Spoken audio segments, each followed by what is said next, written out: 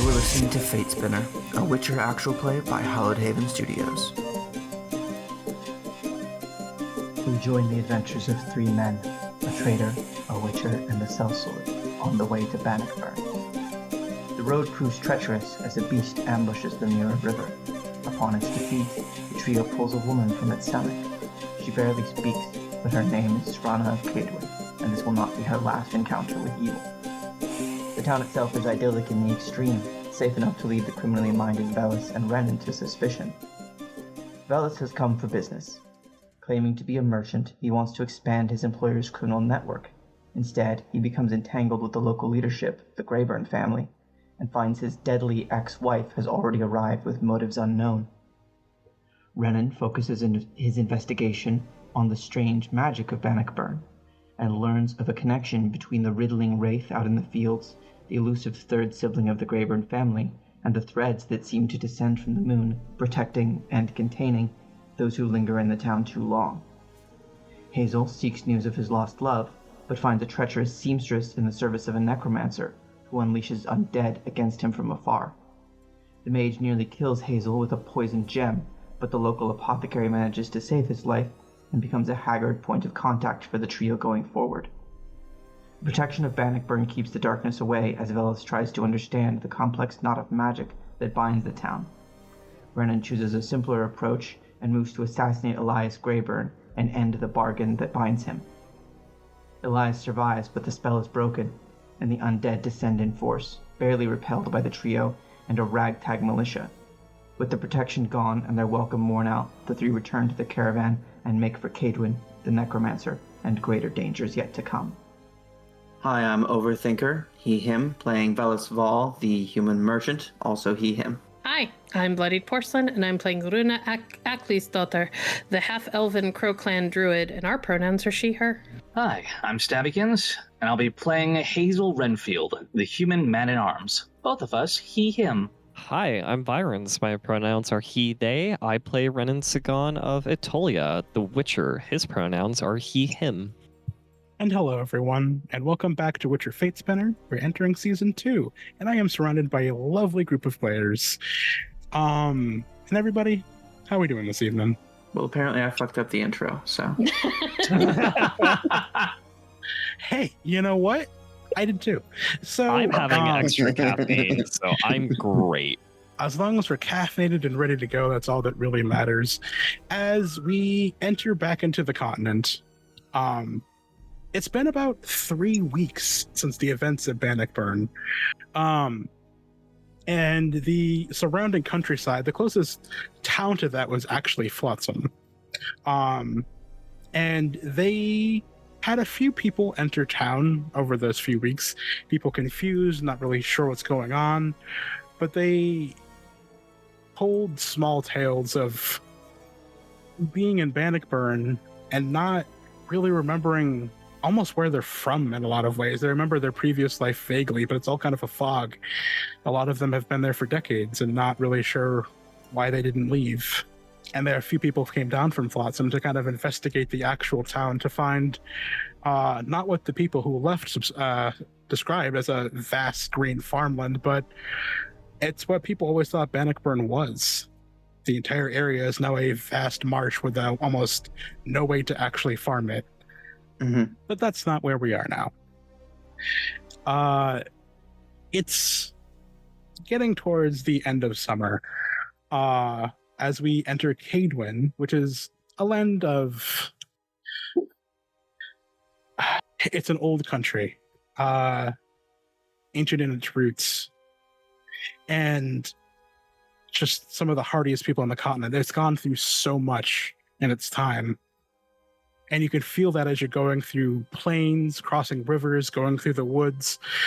Once in a while, you might see someone accidentally chip over an old rusty sword that just happened to be lying on the ground. You'll never know what battle it's from. Even if it was from a battle, it might have been brigands or someone just falling prey to some monster that was around because the Witchers, fates know where they are. But that's not quite where we are in this moment.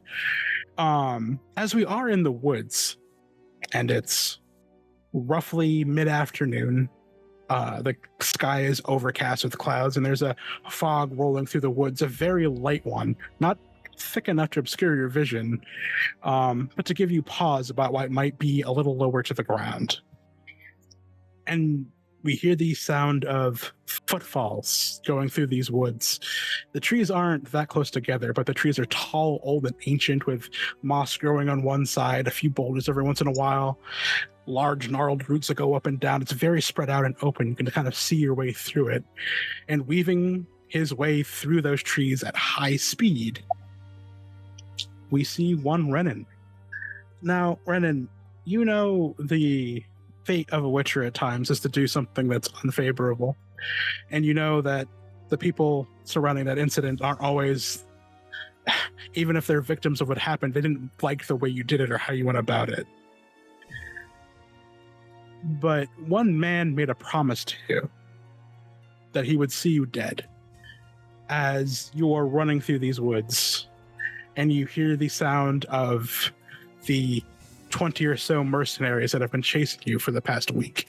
They aren't likely to survive, one-on-one, that is. But many a Witcher has met the fate of dozens of torches or axes. And then, same in this circumstance.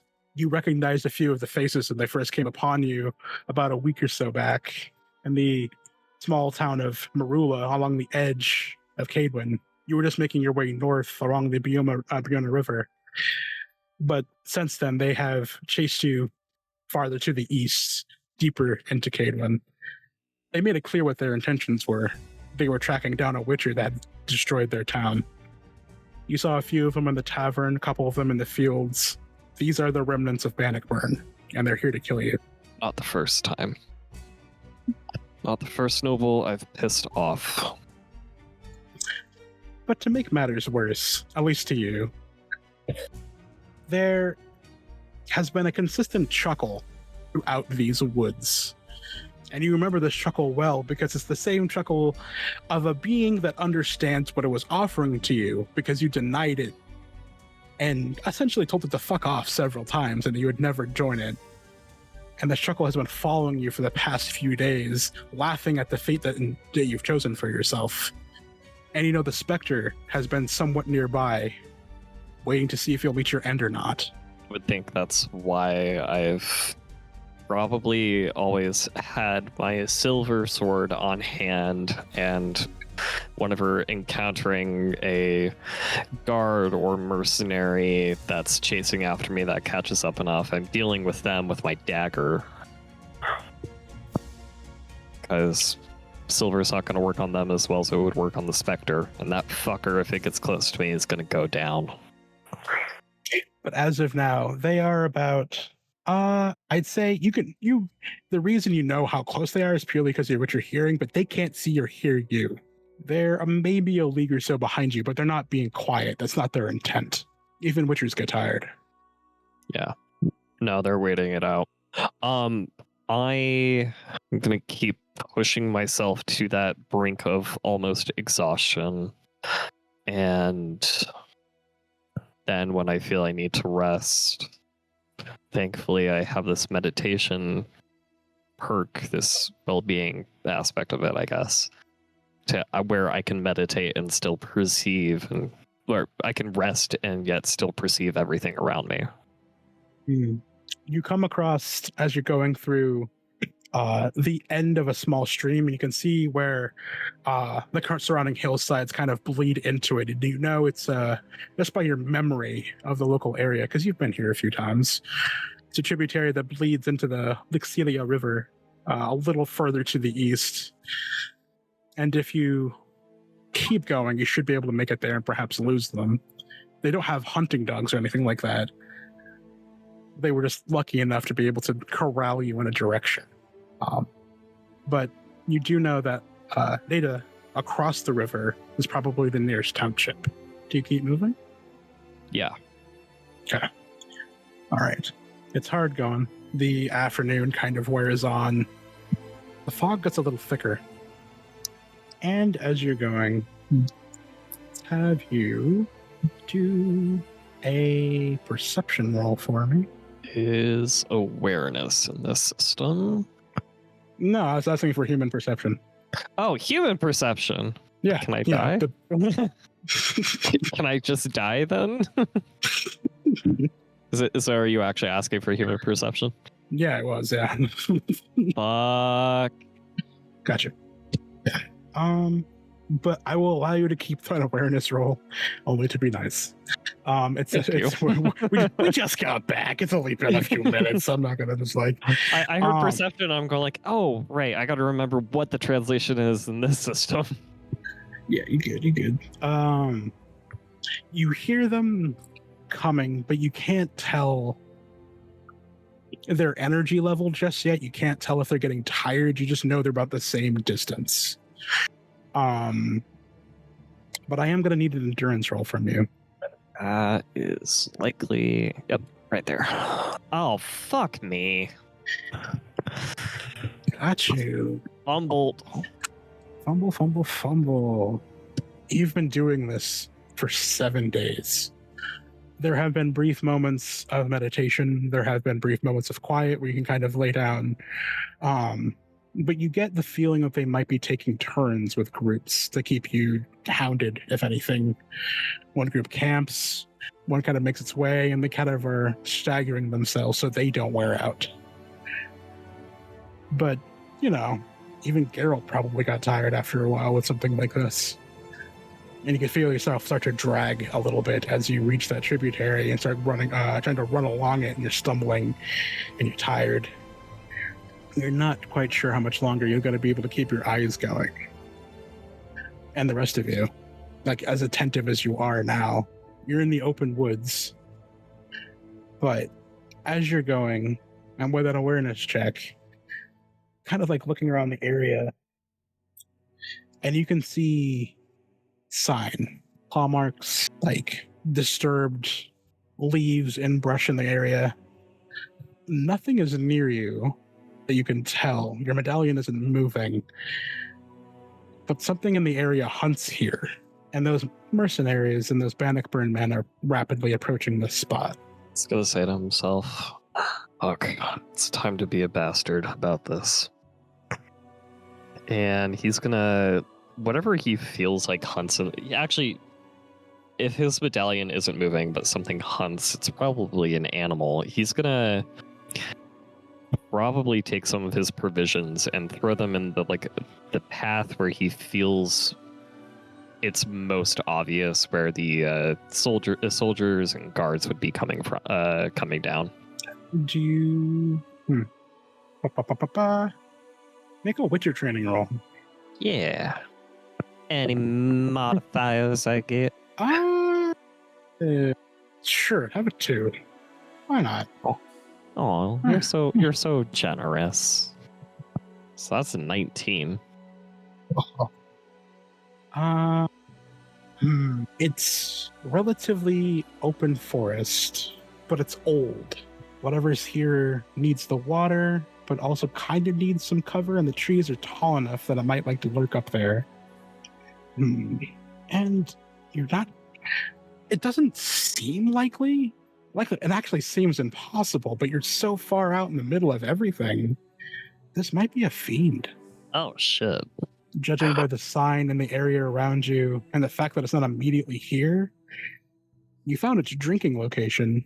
I need to make I wish there was like a morality roll.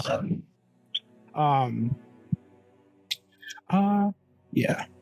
But like, fiends, this is straight out of the book, are intelligent as your average bear and never act without complex reasoning. You know, stay light on your feet. They have incredibly sensitive hearing, and loud noises such as banging on a shield or explosions of bombs can stagger them or get their attention. And they also have a fiendish hypnosis. So it comes down to you. Because with that endurance roll, you're not going to keep this up for more than a few more hours. No, I'm going to wait here. You're going to wait here. Yeah. And do what? I'm going to wait for the soldiers to come by. Really what I'm going to... Okay. I'm going to wait here, but I'm going to set up a trap for the soldiers, but also slightly the fiend. I want to set up a trap to make a lot of noise where the soldiers can easily trip it, and then as the fiend is attracted, I'm gonna, and probably takes down a few soldiers itself, I'm gonna attack it. At the endurance roll you just made, I'm going to freely say you will be fighting at a disadvantage the whole time. You've been running for a week. Well, then I'm just gonna make a trap for the soldiers and leave them to die. It's up to you. It's just like you will be fighting at a disadvantage. You've been running for a week and you're not prepped for fight a fiend. Yeah, you're absolutely right. Yeah. Mm-hmm. All right. How would you like to set the trap? God, I would have imagined that Velas left him a little bit of coin. Velas, would you have given him a little bit of coin? Only what I'd already paid you for work you've done. I think he ended up owing you money at that point then. What was that about a coin? Sorry.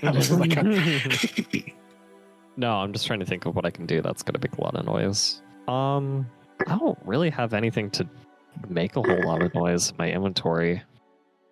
So I guess I just leave. I'm going to just try to press on for that 1 or 2 more hours and probably make a little bit of a camp or resting spot for, 3 or 4 hours. You can make noise and leave. Yeah.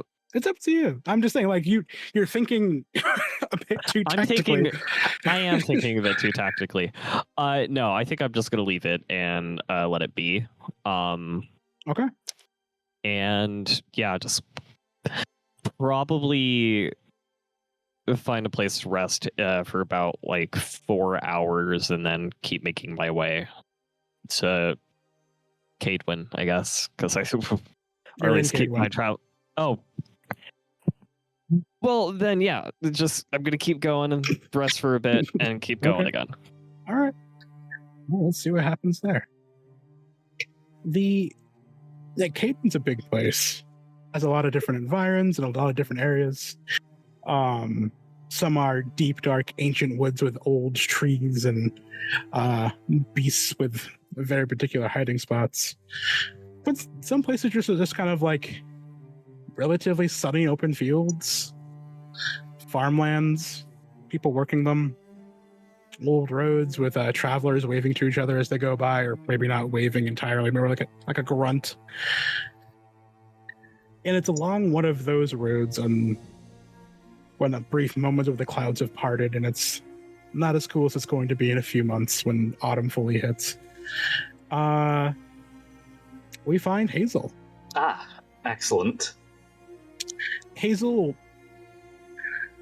been a long journey on foot. Your boots, not the greatest right now. They're fine, but you're in an area of Cadwin where not everyone can just spare a horse to sell you at the moment. If you have a horse, it's kind of your livelihood. But you've found a few places to stay. You have coins, so people aren't afraid to give you a bite to eat for it. The kestrel skull around your neck has always continued to have a pole north. As you hold it, you're going in the right way. And there hasn't been any true danger to you as of yet. Your claymore does give people pause due to your significant height of either really short or really tall. And they can't tell by looking at you. They want to call you gigantic, but for some reason you're so diminutive. But your outfit also kind of makes people question if you're, not part of a traveling troupe or something at times. You've got a lot of ruffles on you. A bit torn up, considering you haven't truly been able to repair everything. But it'd be at this point, just judging by conversations you've had, it's been a while since Flotsam. And I'd say you've crossed the Pontar back and forth a few times.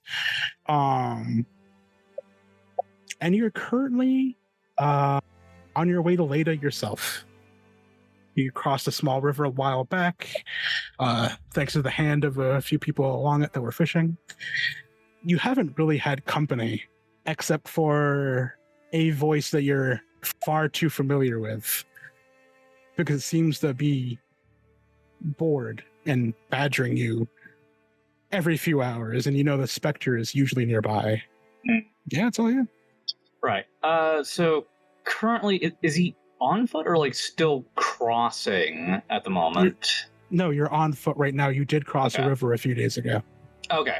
All right. Well, good thing there's no real danger as of yet. Well, I mean, what's the weather like right now? It's a beautiful sunny day in Cadeland. Sweet.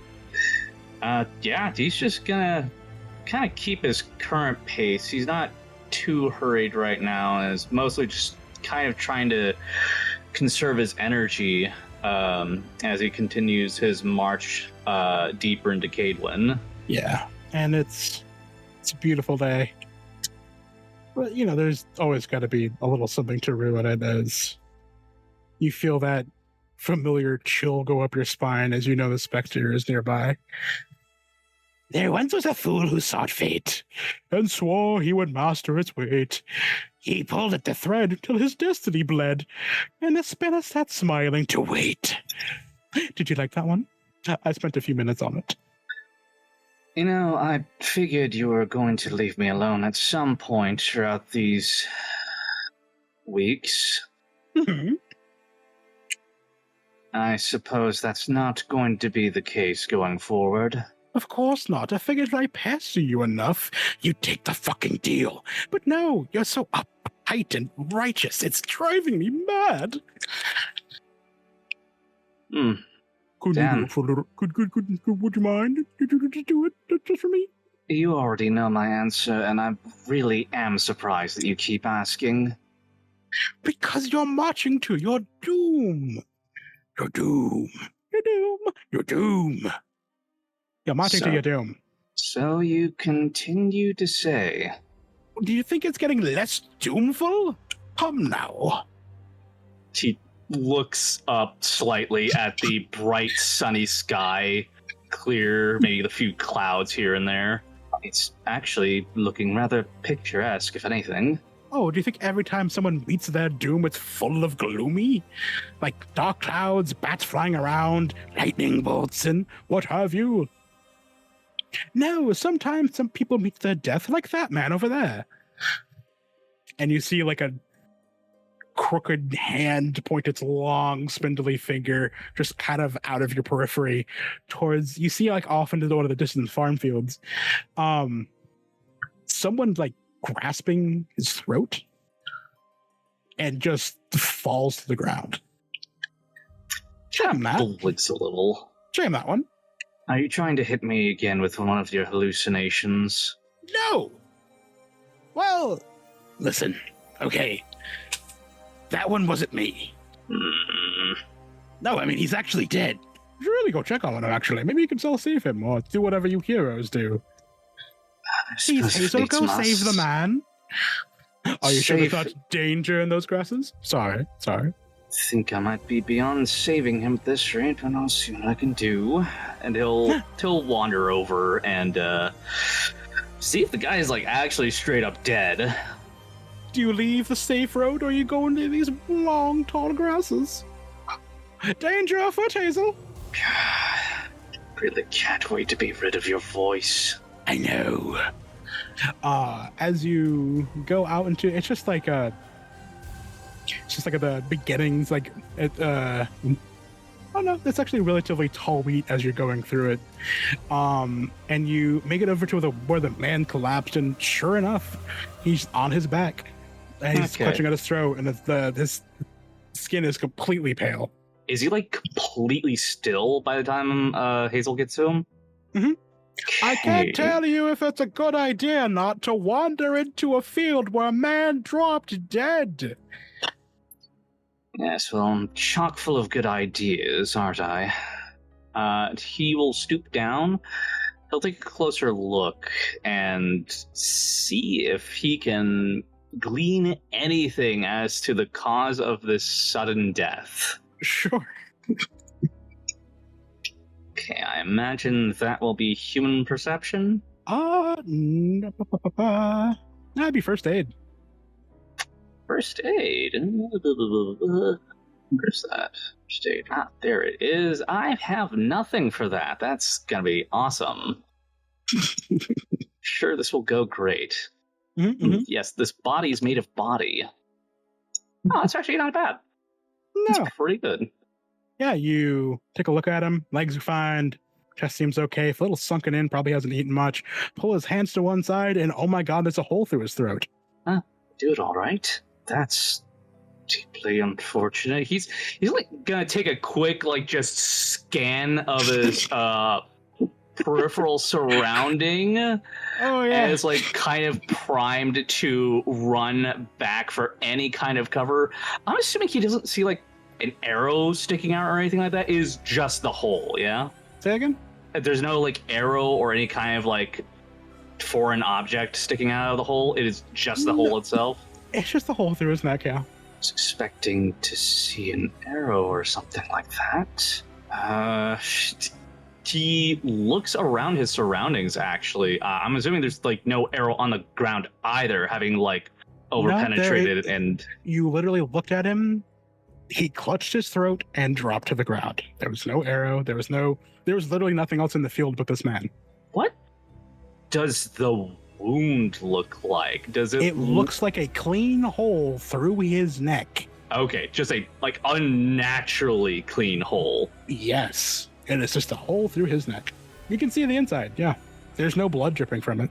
Oh, shit. He's gonna stand up, and as he is putting himself back into motion, he is going to be listening for any noises or footsteps beyond his own.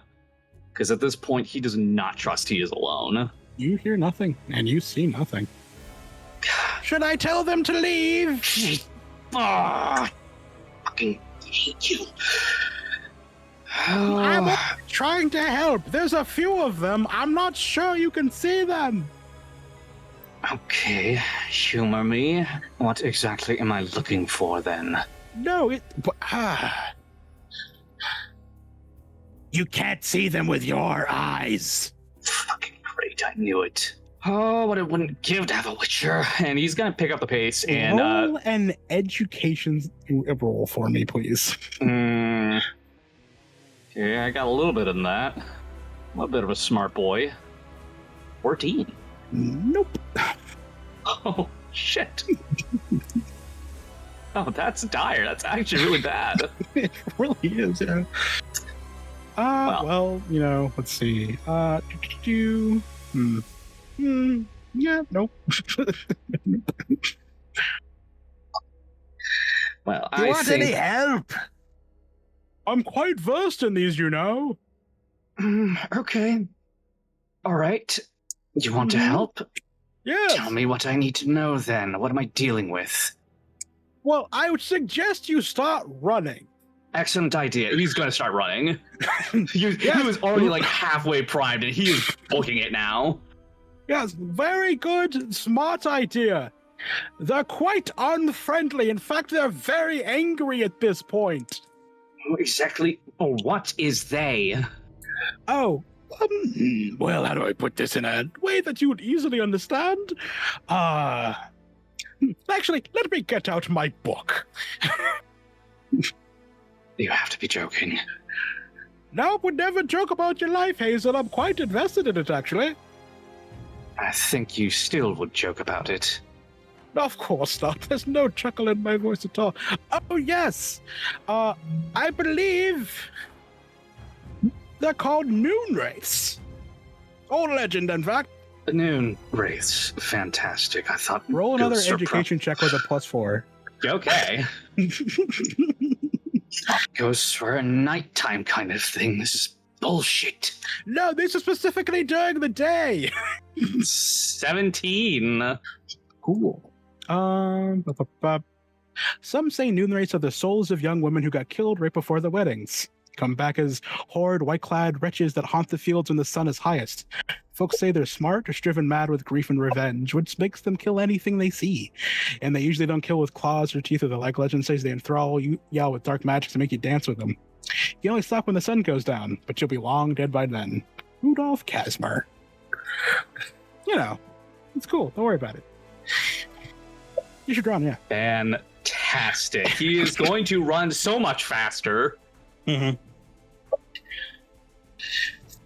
Yeah, that's it. They're gonna leave you alone, I think. Keep running down the road, Hazel. I'm sure she's very excited to see you. Thank you, voice in my head. I appreciate that. I'm actually right beside you. It's like right there. Yeah, do you make it back to the road and run down it? Yep. No, he's out of there. Fuck that shit. Now, Hazel, do you believe I'm only trying to help you? No, I don't actually. I could have let you die. It's pretty obvious you have ulterior motives. You have quite explicitly mentioned them before. Yes, but they're going to help. You know what? Fine. The next time there's a spectral woman trying to eat you, I'm just going to leave it alone. Fantastic. And then when you're almost screaming your last death rattle, I'll be there, waiting. Oh, I have another one. I just came up with it. Do you want to hear it? No, I really don't actually. Lift up your knees. It goes a little something like this, as we kind of like pan away from the sea. You're so this fucking road trip haunted. sucks. God, could you be more haunted? Bruh, could you Apparently, be more I haunted? can if I'm running into noon wraiths. Those don't haunt you. They haunt areas. Yeah, well, don't be so sure. This one might be particularly... Hansel's beautiful. Hazel's beautiful. All right, so... As we go away from that, we shift a little bit farther south. A little to the left. Going through a different field. As the sun is still at its highest point. But this is just grass. Like rough grass and brush and stuff like that with a few patches of trees going through it. And going down that path in a very familiar wagon just creaking its way through with a very sturdy horse that has outrun giant monstrosities, we see Velis.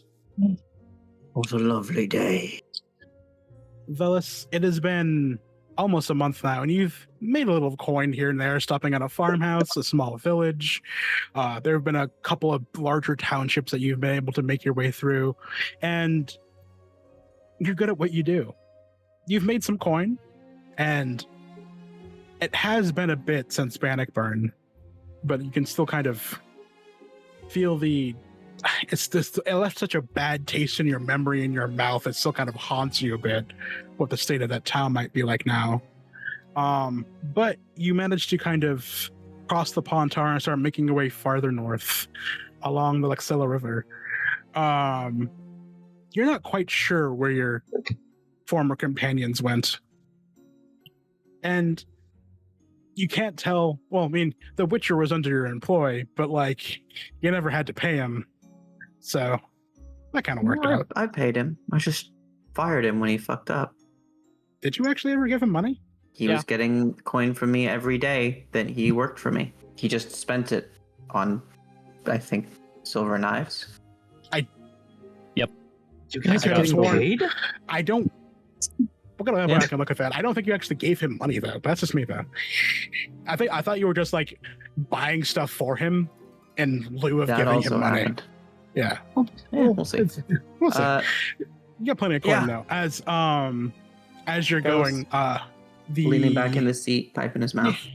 Yeah. Serana's in the back of the carriage, just full on sleeping because the sun's kind of coming down. It's warm. But it's a quiet day. Delightful. Do I occasionally hear the specter? Does he You come do. to visit me? But unlike the instances that we've heard in these past little while, once in a while, you'll be driving the carriage, talking to Serana as she's just kind of like tinkering with things in the back. And you'll turn to see your father in the passenger seat, just looking at you with the half-frown smirk that he sometimes wore when he was proud, but also like doubting you. you never really fully satisfied the man. Like, he was always kind of just like, you did good, but why didn't you do better? It's been a bit, but you kind of get the feeling that it's never far away. Mm-hmm. And you also kind of figure if you do call out for it, it would probably be there in a short amount of time. On those occasions, Velas typically starts relating to Srana his perspectives on the evils of condescension from your lessers. To which he'd probably say, what the fuck are you talking about? Yeah. Yeah. Don't mind me, I'm just dealing with something. Yeah, but Lada's a short while up the road. You haven't seen that many particular people on this stretch of road, and it strikes you as odd when you finally like see someone, right? Because it's just like you figure you'd kind of see them sooner as you're going. But as you're pulling up, just kind of like hopping out of the landscape, essentially, kind of blending in with it, but not because of what they're wearing or what they're doing. They just kind of belong to it in a very natural sense.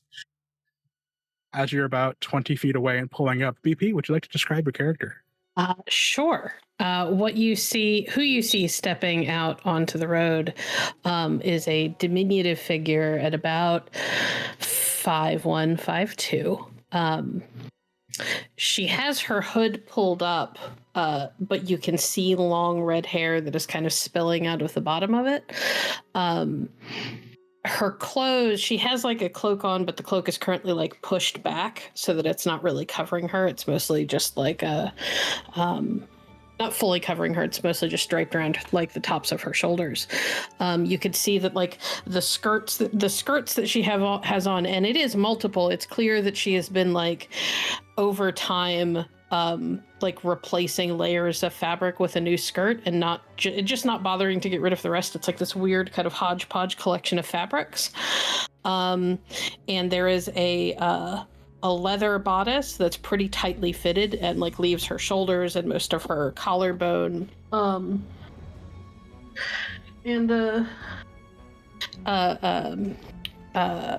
Cleavage exposed. Her arms are pretty exposed except for bandages along the top on either side. She's got a belt that is like littered with pouches, and it looks like there's a couple little sickles. There's like animal bones and a pretty wicked looking knife that looks like it's made out of bone, and boots that are definitely made for like very cold climes.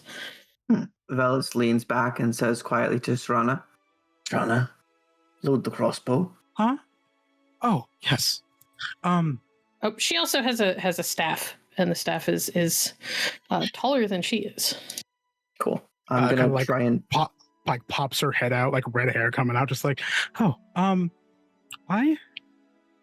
That's probably nothing. I just don't know the local bandits, and a woman in the road is a great way to stop a caravan.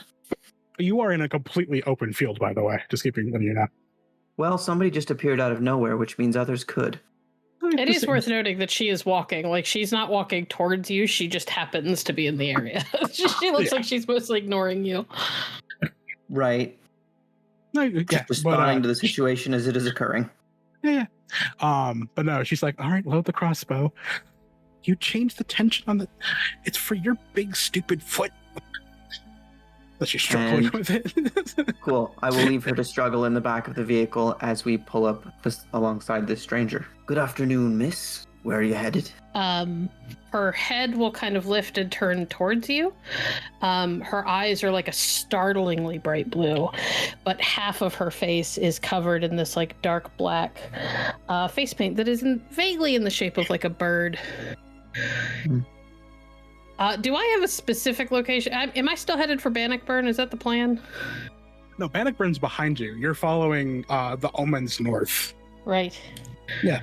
Velas, for the record, when I can describe him if you'd like. Yeah, just one moment. You are following the signs north, and they are leading you to like the far mountains, as far as you can tell. Like it's like towards like the Runa River to the very far north is where the Omens keep telling you to go. So you're just genuinely following the road at this point. I'm sorry. What did Velas ask? We got I said, good afternoon, ma'am. Where are you headed? she'll look up. I'm headed north. I fancy that. So's the road. Well, that would be why I'm on it. Velas, for his part, is over 6 foot, big, round, beefy dude. Long, less bright red hair, brown and red, big beard, lots of tattoos, lots of rings and jewelry. In another life, he would have fit in quite well among pirates.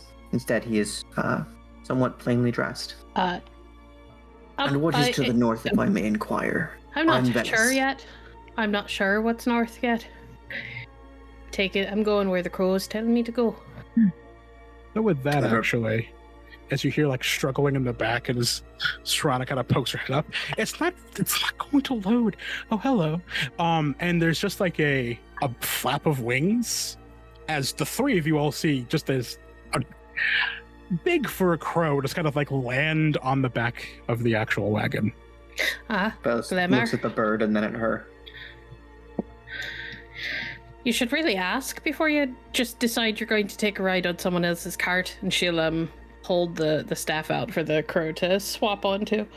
Kind of does a hippity hop, like, well, no, this is where I'm supposed to be. Like, this is fine. And kind of like goes to your staff, like, kind of flaps his way over, lands, looks at you with and like looks at the other two. I've never seen a crow that big. Fascinating bird. He's a friend of yours. He is my closest friend.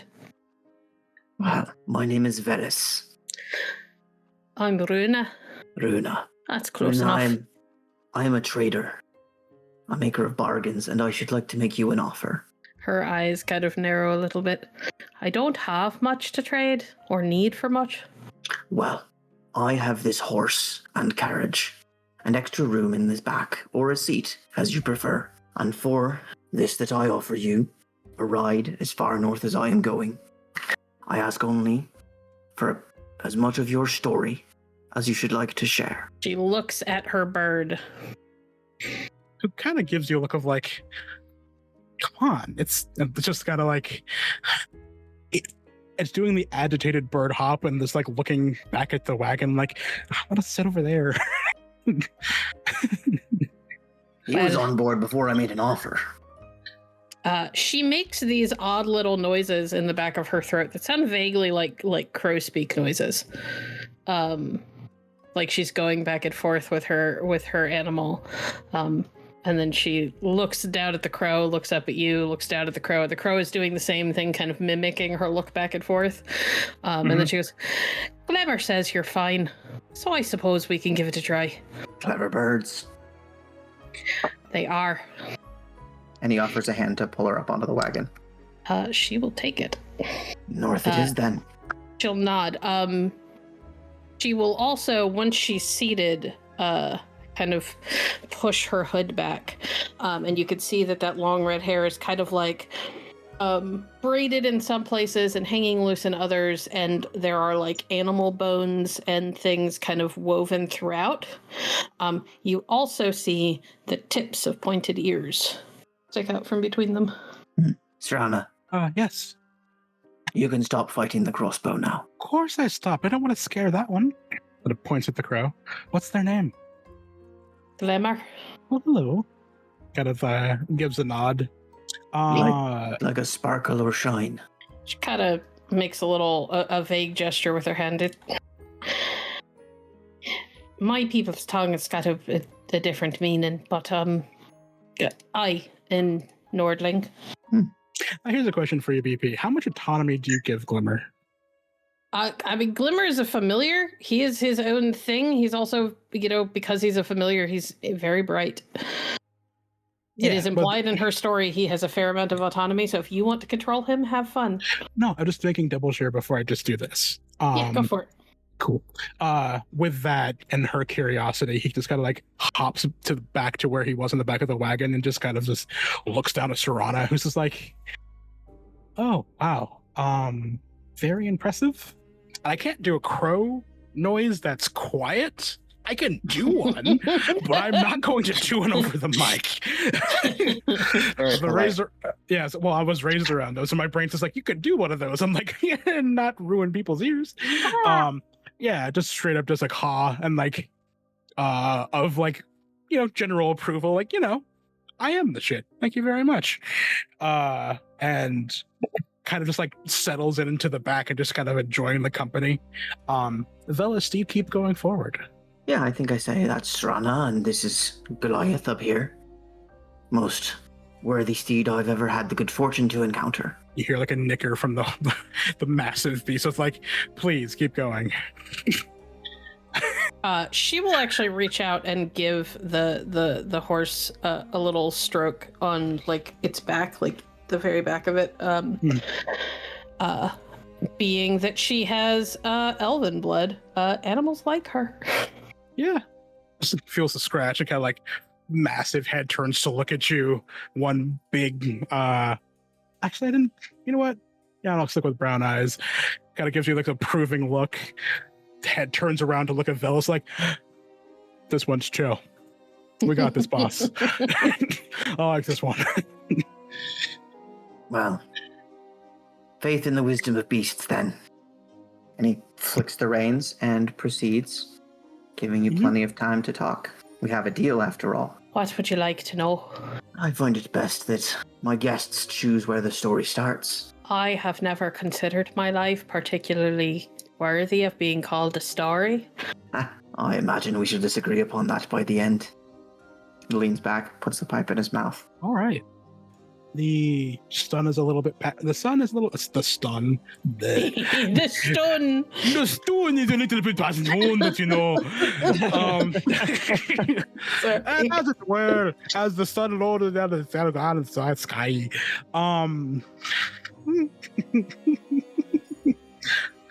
Oh, wow. Just completely mentally fell apart there. I love it. We are going to shift to a different scene.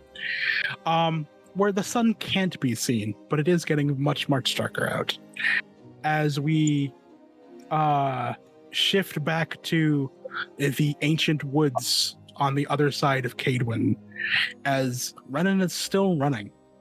Renan, I'm going to need you to make me another endurance check. And this is a much higher DC considering you fumbled the last one. Yeah, I imagine. I'm gonna spend a couple. I'm gonna spend like 3. No, I'm gonna spend 2 luck points on this as well, just so I could get an extra 2. I would save those. Okay, then I won't. Got a 14. You need to fucking sleep, and I'm gonna roll a few checks of my own. Let's see here. All right. So, roll me an awareness check. Okay. Oh, for fuck's sake. I quit. I'm done. Gotcha. That's another fumble. The only thing that you can hear is the sound of... You fumbled by a lot.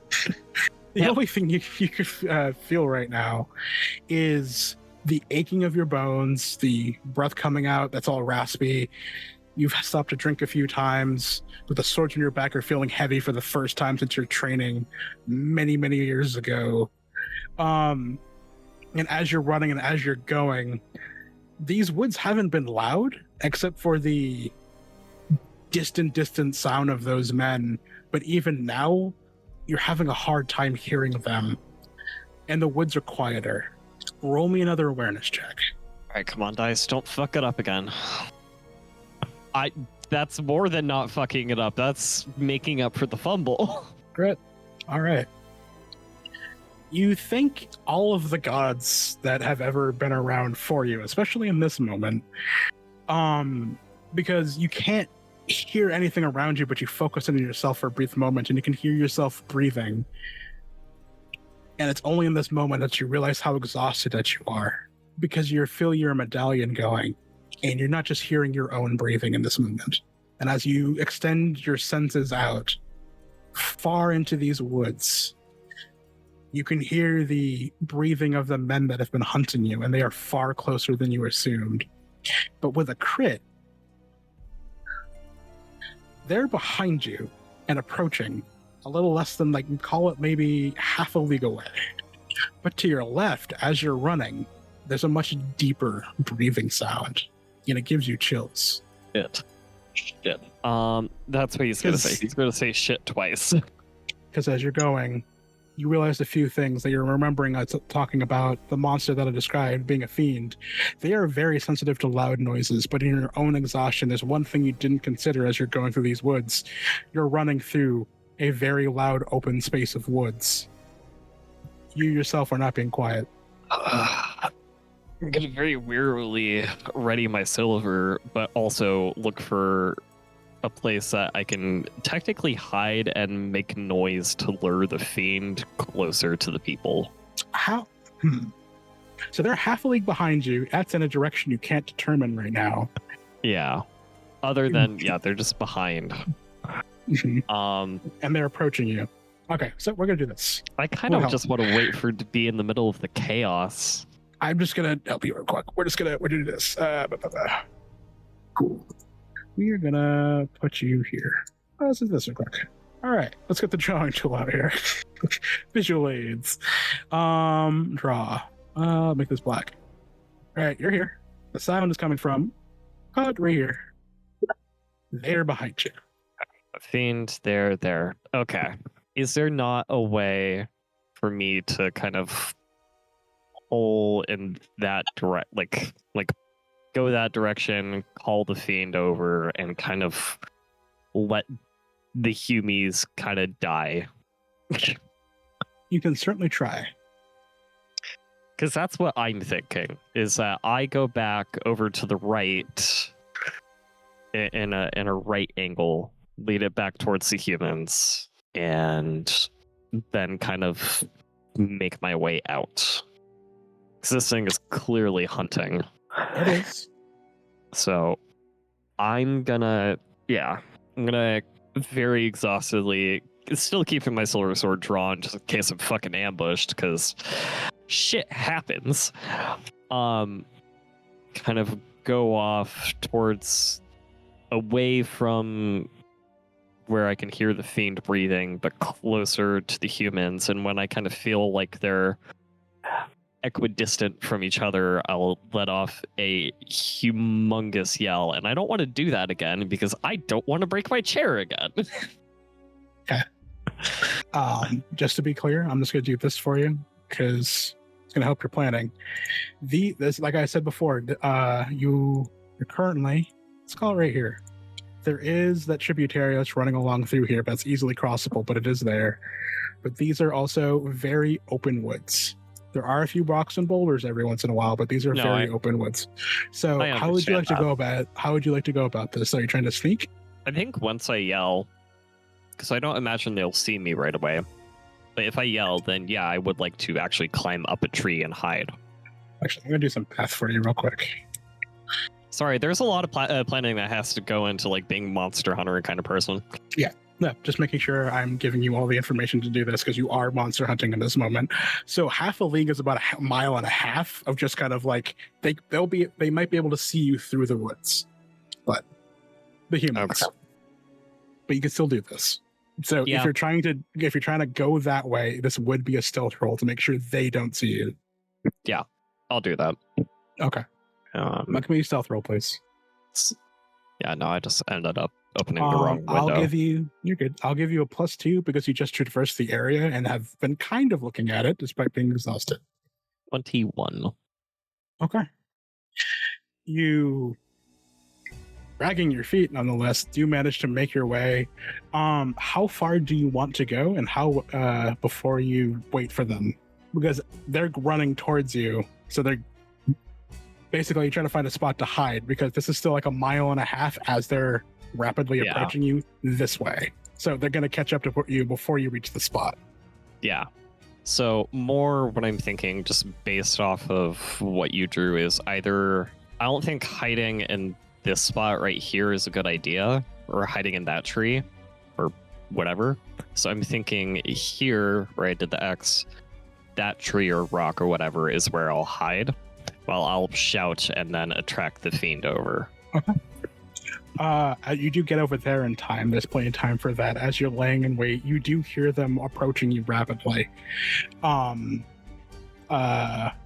Because they rolled really good, and they are following your trail because you're leaving one. So, I've been painting a word picture. It's a vast open forest. There's about 1.5 miles between everybody.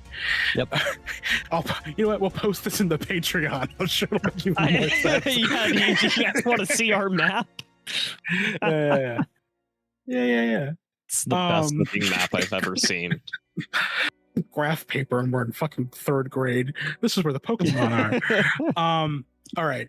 So, you run off to the side, and you're running away from the tributary. It's about, call it 1/2 mile in the other direction, and you manage to find one of the massive trees that are around you and climb up a bit. How high do you plan on climbing? I'll probably.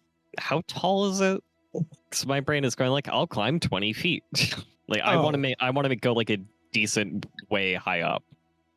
If you're trying to get into the foliage, these are very tall old trees, and that's why it's so open in these woods, because they're so spread out far apart, but they rise up tall enough.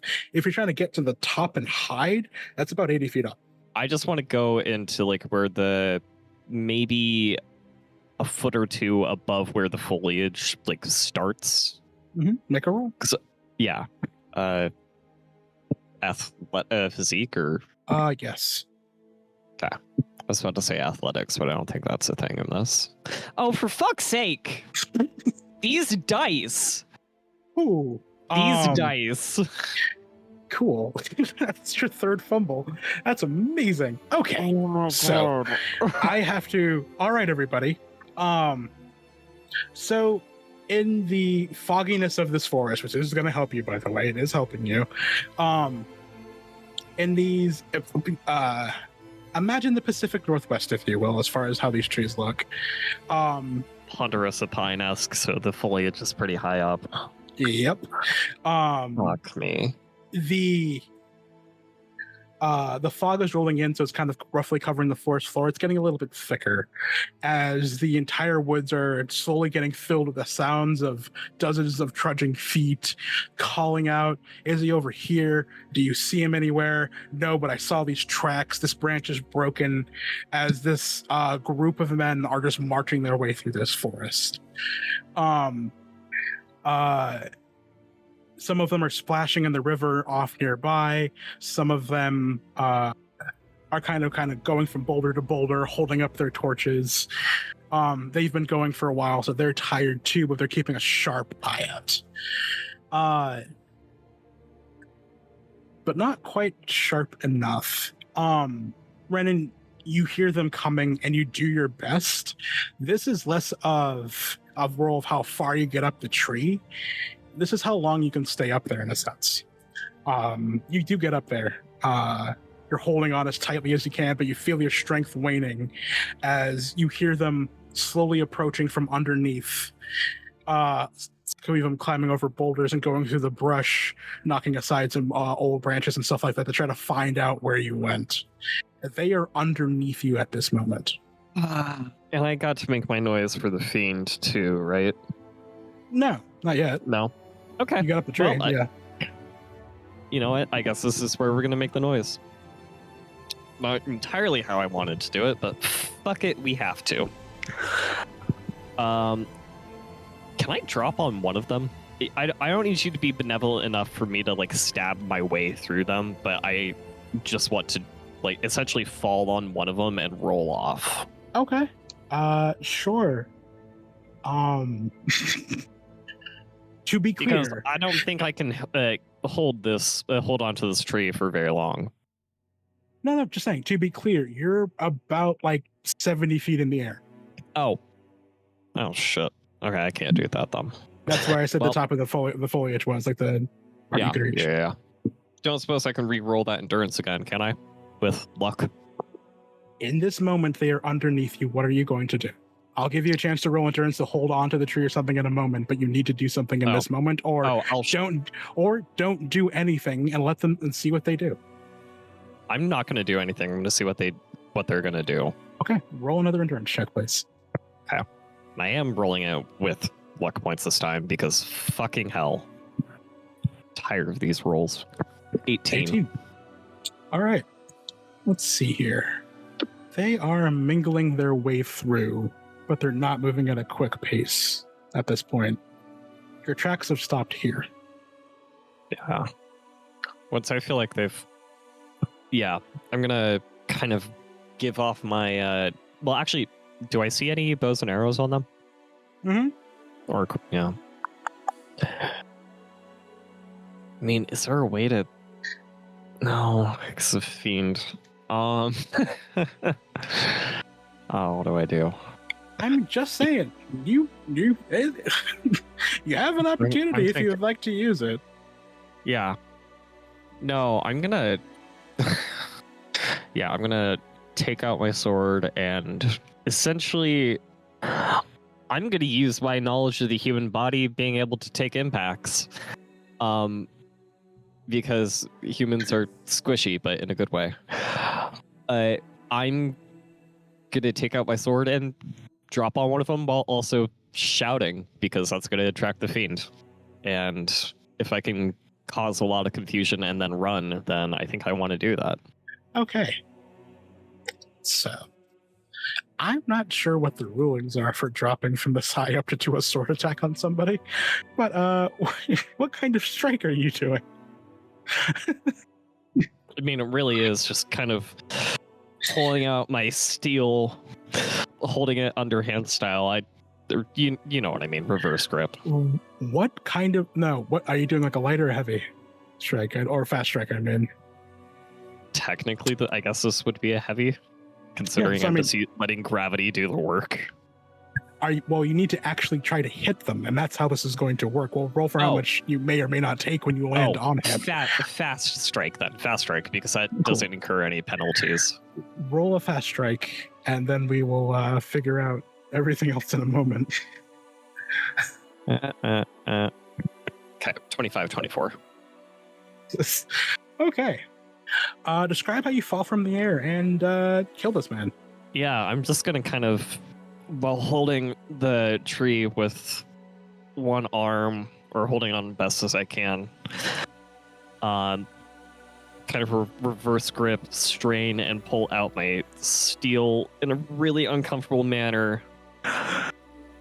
And then I'll kind of push myself back from the tree and let myself fall as I then kind of grab the sword with my other hand as well and just thrust down as I'm still falling.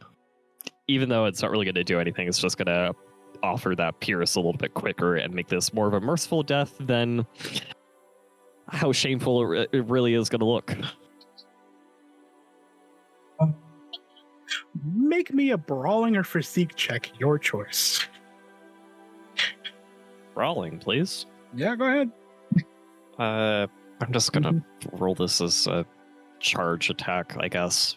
No, bro, make me a brawling or physique check, please. I know. I'm telling you, for brawling, it makes me pick an option. Oh, okay. Sorry. I was like, what? Like, yeah, by all means, my bad. I haven't done that myself. Okay. Oh. Well, he auto-fails this because he doesn't know what's happening. So I'm just going to use a few different rules to make this work. It's still weird. Absolutely, it's weird. Cool. We're just gonna call it this. You're a tough cookie. I am actually a pretty tough cookie. You are. Roll me a body check. Okay.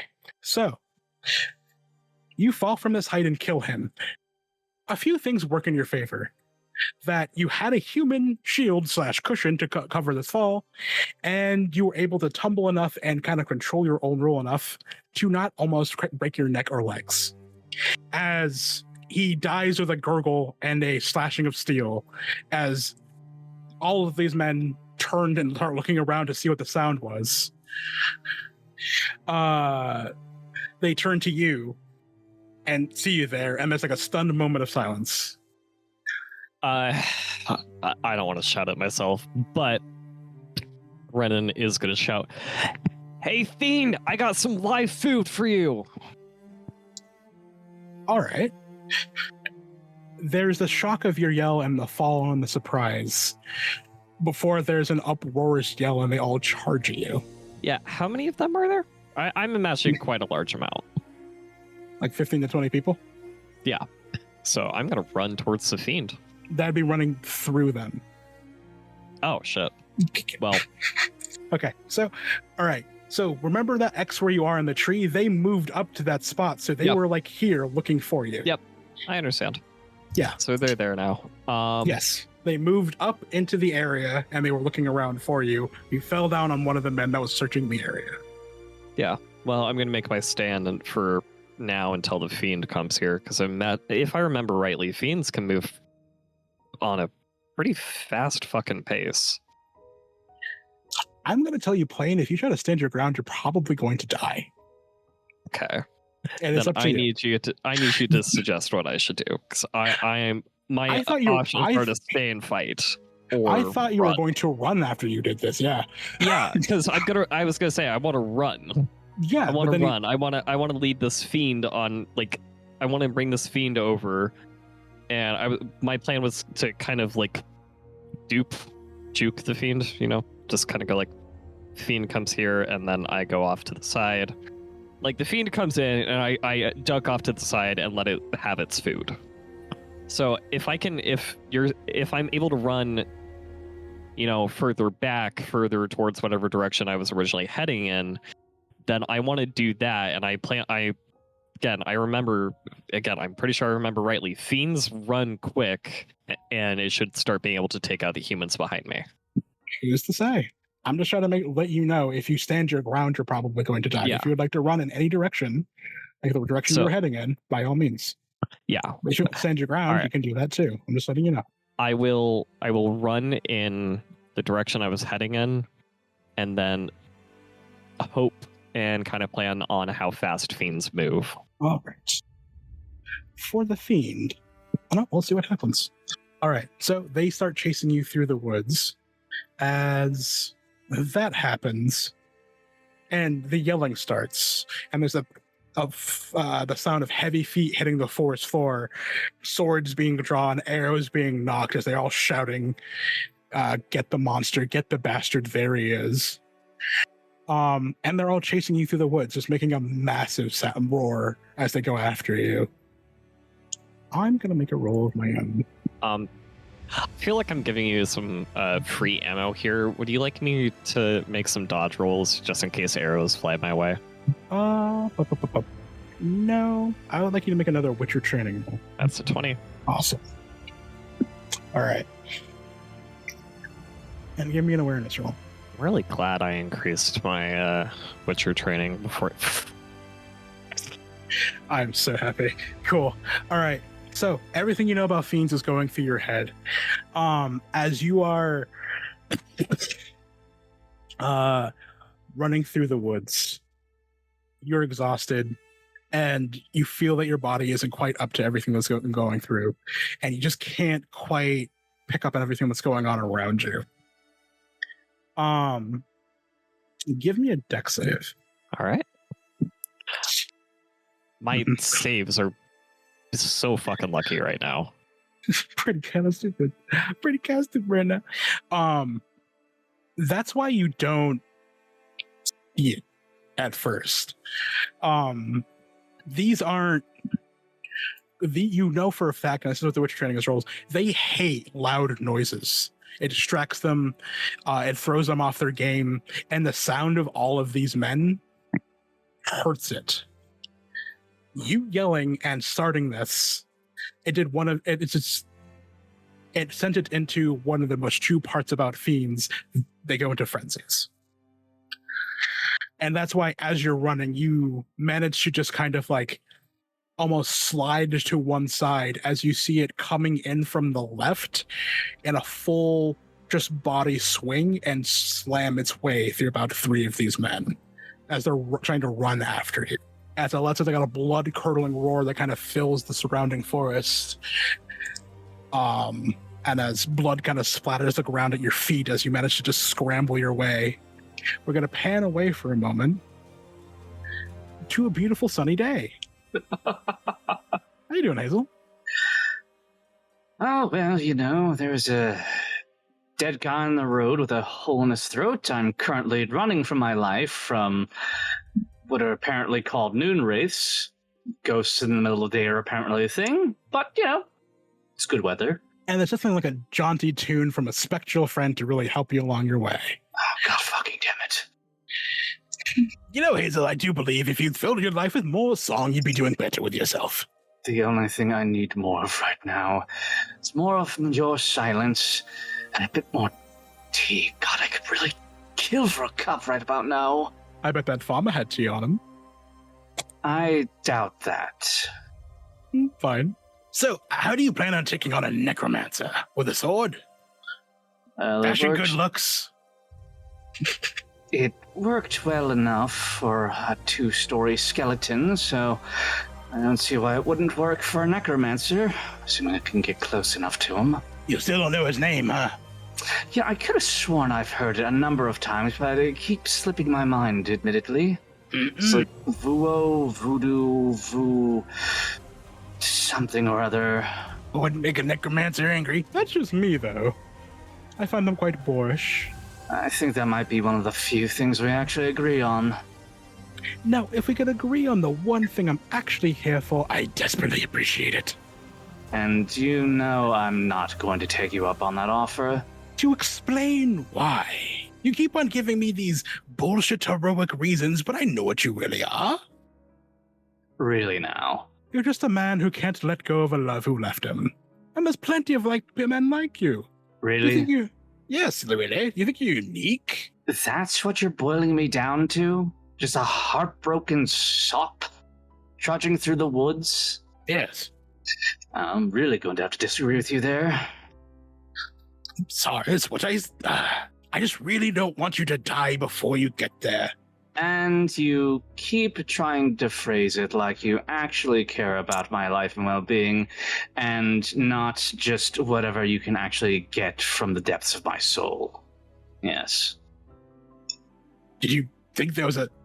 Hazel, the depths of your soul are tied to your health and well-being. I want them both to thrive, be luscious, be tasty worth devouring. Not the last part, but really try to help you with it.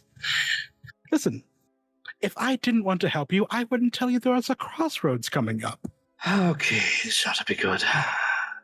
But I told you about the... Fine. But as... Go ahead. As you are walking, you do see in the distance a crossroads with a sign in the middle of it. It's gonna, just kind of give a brief glance at his peripherals, make sure there isn't fucking crossroad devil just kind of hanging around, also getting ready to make him an extremely shitty deal. You don't see anybody. Cool, awesome. I'm assuming there's some signage, or is it just like a split in the road, basically? It's just a split in the road, but I mean, the sign does have things on it if you'd like to read them. Absolutely. I feel like that would be extremely helpful. Mm-hmm. And as you walk up to the sign and get a good look at them, you've seen one sign pointing to the west, and it says Doom. Eye just fucking twitches. What does the other sign say? The one that points to the north says Doom, but more violent.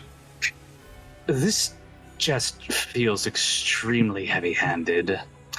I'm going to say it, subtlety is not your strong suit, if I'm being perfectly honest. I'm not sure what you mean. I've been subtle this entire time. I could just trap you in a hellscape where your eyes... Well, never mind. I won't go there. I could make this so much worse, but I am trying to help you. You keep saying that, but it's not really help. See, when someone wants to help someone else, right, usually that comes with a sense of self-sacrifice, It's not transactional, not trying to get something from them. this is not that. You just want the rage that is inside me. Nothing less, True. nothing more. Exactly.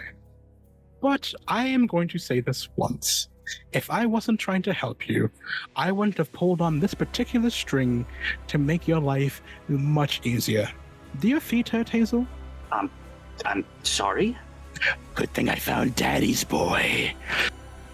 As the crossroads sign just kind of shimmers, and you feel that chill in your spine go away.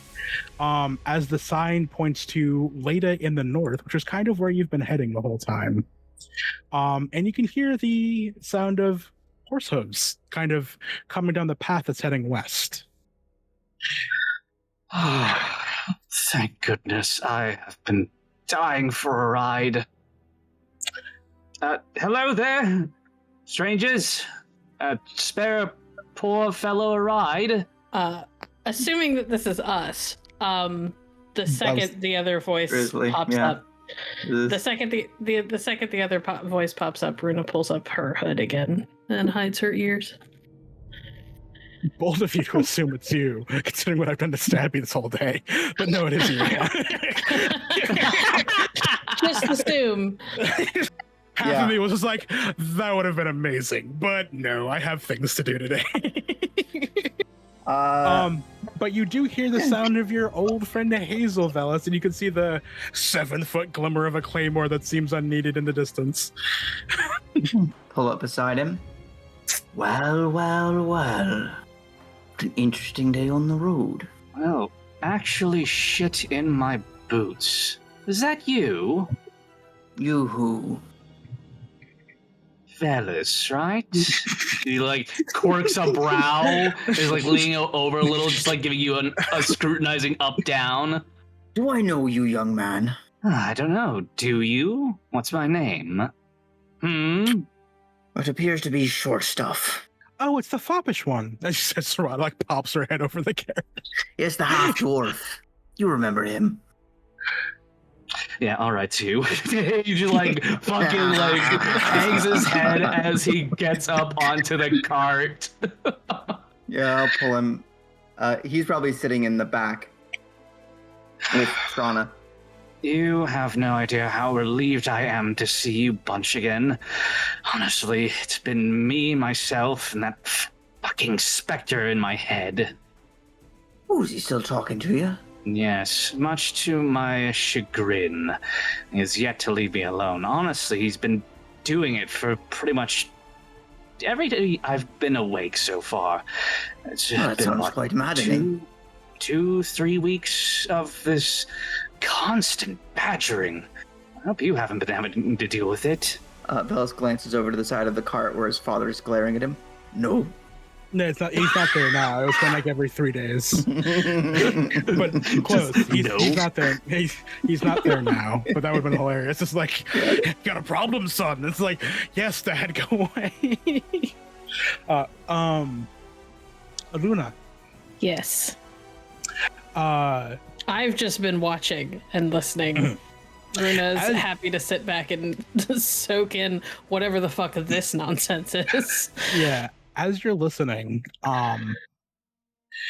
Glimmer has been staring at something in the sky very attentively the entire time since this individual first even appeared in the horizon as you approach, and he got in, just keeping an eye on the sky, just kind of like turning his head around and back, but doesn't seem nervous. I will look up as well.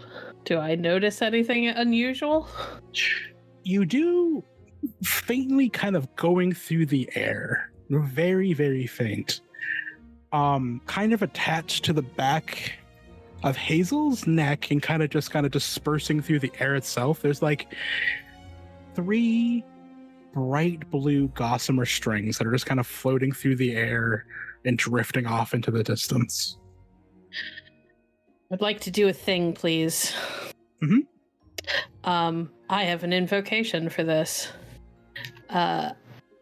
Runa will lift, or she will reach over to one of the tattoos on the inside of one of her forearms, and she will murmur under her breath while she like traces one of the tattoos with the tip of her finger. And I would like to use, what is the name of it? Nature Sight, which is an invocation, which allows me to see creatures that are not natural to this realm. It allows me to see monsters within 50 meters, even through obstacles. I see them as glowing versions of themselves. And I will cast spell. Casting. 26. Pretty good. Pretty good. Failure. No, just let's see here. You don't. It's a really weird thing to gaze upon. Kind of.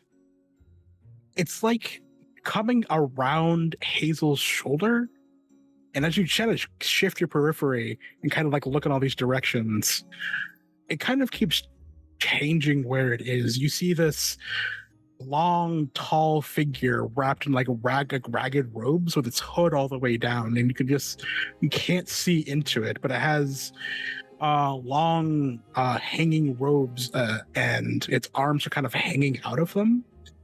And you see these really long hands with even longer fingers kind of just resting in front of it. And you see the one of those gossamer strings that you can just faintly see is going from Hazel to it, and from Velas to it, and Srana to it. Cool. But it's never quite, you can see it, and it's faint. It's so, that magic you're using, it's a very good spellcasting roll. It's straining, the magic, you're not being strained, the magic itself is straining to keep it there in your vision.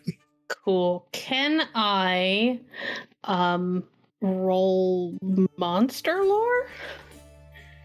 Or more accurately, can I roll lore keeper, which replaces monster lore? Go ahead. 24. That's not even a great roll. Still pretty good. It's because I've got a lot of ranks in it. That's the only reason why it's that good. You have heard of beings like this. Like, many things have tumbled from different worlds into this one and just made a mess of it. There have been a lot of them that have tumbled in and gone, I can play with this. I can have fun with it. It's a very good role, and I'm not trying to be belittling it. It's just not quite enough to know exactly what it is, and it's high enough to fully understand that this is one of the higher ends of those beings that can directly pull on the world and twist it the way it wants it to. Cool. It's not actually here. You know that. Okay. These strings that are attached to everyone, seem to allow it to appear here, but it's not here. And judging by the discussion you just heard, it can be more or less anywhere it wants to be. Cool. That's great. Awesome, guys. Fantastic. Happy about it. Sorry. Hey guys, welcome to Fate Spinner. I wonder why it's called that. Runa, weirdly enough, has quite a few gifts for the ability to see and manipulate fate herself. So she's a little unsettled by the fact that a big badass creature that can just do that intrinsically is around, but we'll deal with that later. Mm-hmm. I don't think she's going to say anything. Yeah, as of this moment, its gaze isn't upon you. Good. Roll me. There's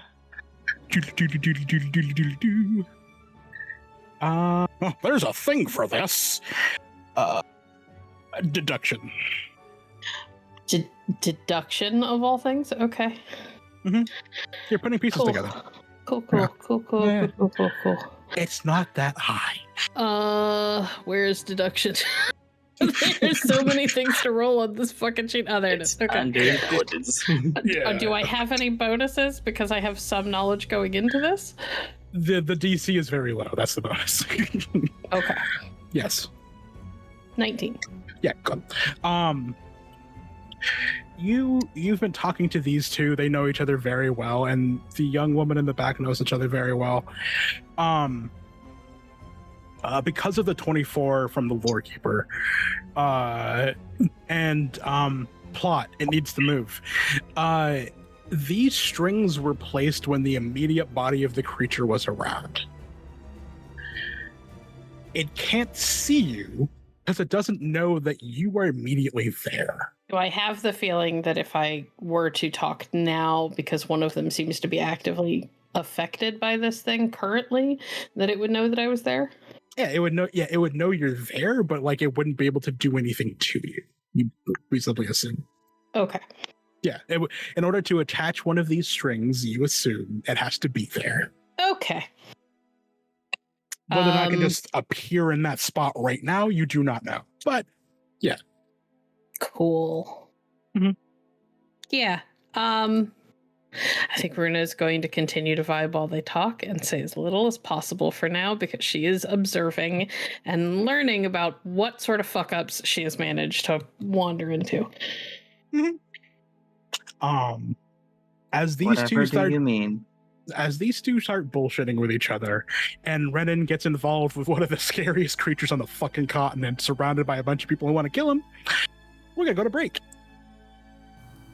Thank you for listening to Fate Spinner. If you enjoy this story, please make sure to subscribe and review wherever you're listening to our podcast. You can find more of our actual plays on our website at www.hallowedhavenstudios.com.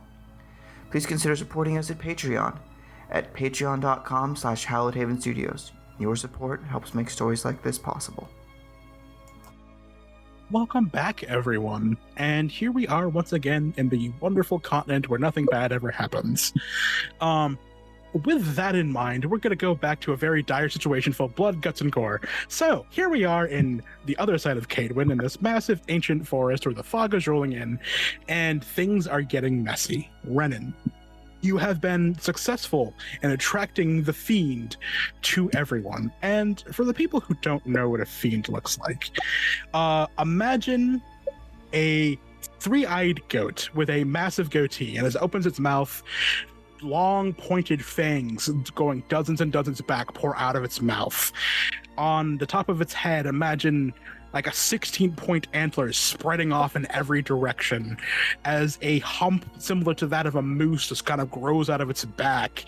Have these massive, long, muscular limbs with hands that are just full of amazingly sharp claws, and it sits back on these long haunches that are similar to that of like a wolf a little bit, that are also clawed. This thing is easily like 16 feet tall and just hunched over as it starts tearing into these men, screaming and howling rapidly. Its movement is ridiculous. Its mass is huge, and it's ripping and tearing, and it's holding one of its ears and ripping again as it can't stand the din and the screams as men try to hack at it. Arrows are launched at Renan. You did it! Yep. We did it. What do I do? Also, don't mind these. I mind very much. What I will do is, I'm gonna try to. I'm just gonna push my body to keep going for like an hour more before probably fully collapsing in that fucking exhaustion that's just setting in. And you're trying to run away. Yeah. Roll me a stealth check. Okay, because dice, don't kill me now. I'm gonna with cry. your rolls from earlier, this thing is killing anything that is moving and making a sound. Yeah. I was imagining I'd have to make a stealth check. I was kind of hoping I could talk my way around it. 22. Oh my god, I'm happy. Thank you. Whew. I will roll this in front of the crowd. Oh no. What? What's up? I am going to roll this thing's awareness. That's okay. Here we go. It's going to be at. That's a fumble. Good. Wow. Oh, okay. as it keeps tearing into those men, and you manage to scurry away low enough and through the fog as you disappear into it, going down the tributary that leads closer to a river where you know you can find some sanctuary briefly. Roll me an endurance check. This will be at a high DC. Please. Dice, please. RNGesus, please work for me here. Oh, thank God. Thank the gods. There it is. You know, That's there- a 26. Yep, that's a fucking crit, y'all. So, your masters did a lot of things to push your body and push you to the limit. That's just not to mutate you, to make you sure you understand that the world is going to hate you and want you dead at all times, which is kind of true. And you just witnessed the whole situation like that. So you quietly thank them begrudgingly as you push your body one more time to the limit and get the fuck out along this river and run as long and hard as you can as you finally reach the riverside of the Lixelia River. It's a relatively small river, but there are enough dips into the embankment where you can kind of pause and lay back, hidden enough from your surroundings that nothing's going to find you immediately, and you can rest for a moment. I'm just gonna set up like a little mini camp just so I can rest for at least 3 or 4 hours, because I desperately need it after pushing myself so hard. But yeah, I'm gonna continue for a few hours and then probably do that, because running on like very little sleep after running for weeks, essentially A week. After running for a week, the body needs some rest, and I'll probably go off to the side. I'm imagining I'm back on a road by this point in Cave One. No? No, like I said, you were following a tributary through the woods, and now you're in the bank of a river. Oh, fuck me. There's going to be like drowned ones nearby. You can roll an awareness check. Yeah, I'd like to. Mhm. Oh, for fuck's sake. I forgot to say my prayers, everybody. I'm sorry. You don't. That's another fumble. I don't know what to say right now. This What is kind was of the pattern? What was the pattern I said earlier? It's average shit, great average shit. You skipped average. I skipped average this time, yeah. You did skip average this time. You don't roll Witcher training. Okay. Mm-hmm. You don't There's- believe in this site that you found, which is kind of like the embankment is kind of hanging over you. It's kind of like a pebbly beach spot that kind of goes, and then the river's a little ways below you. It's shaded enough. It's quiet. Judging by your surroundings, just by your Witcher training, you don't think anything lurks here. It seems to be a safe spot. Oh, finally a place to rest. All right, time to set up camp. Because, yeah, if this seems like a mostly safe, secluded spot, I want to take a moment to rest. Mhm. Before, again, eventually just kind of looking back out at where the riverbank is, I'll just keep following along this, this river, this waterway. How long are you resting? Probably 3 hours at most. So it's not a whole lot of rest, but it's enough to give me some reprieve. It's just a little bit to give me that extra little bit to go off of. Roll me a will check. Woo! I did good. Yeah. As you manage to keep your wits about you long enough to actually not just straight up fall asleep, because that's what your body needs to do. That was a close one. Yes, it was. What do you want? I haven't talked to you in forever. Honestly, you're the one I talked to the least. I think it's been at least since you left Bannockburn. How about hello? You're not exactly someone I welcome to talk to me. That is what makes this entertaining. I'm sure it makes you laugh so much. There's nothing laughable about this. But ask yourself, do you really think the Fiend would have come after those men? That's not what they do. No, it's not. However, I use them as bait. I know the situation I'm in. Do you? Do you really think Fiend would have gone after a massive crowd like that, making all that noise? You know better. I know One what of- pisses them off, and I know they want to kill what pisses them off. They would have run. All it takes is a little twing from me, and it did exactly what I needed to do. It kept my blades alive, and thank you for that. Mm. You can't Doesn't thank mean me. Doesn't mean I'm going to take part of your deal, though. I haven't offered you anything. You do understand that, right? I remember that you offered Hazel something. I have offered you nothing. Doesn't mean you won't. Why would I offer you anything? What would you possibly provide me? Other than attitude, which kind of... Shit, you're making me laugh. Don't do that. I could. Seems that is all I offer you. Good.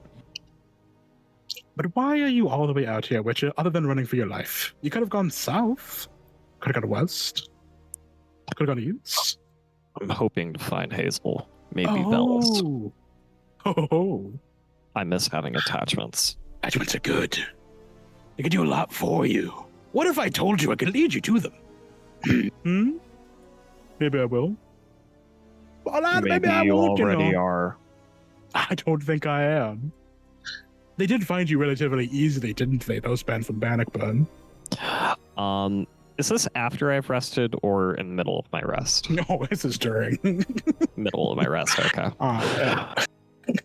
Yeah, I'm not gonna interrupt my my rest by casting a sign. So, that will actually have to wake him up, and he's not gonna feel like that. Well, if I were to hazard a guess, you might have, based off your tone, you had something. You had a hand in it. No.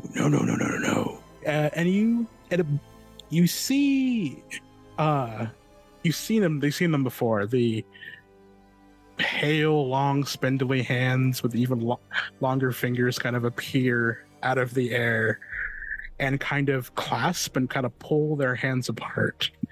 And you see a faint image of the town that you left behind 3 weeks ago. And it is barren. The fields are dead. The sky is gray.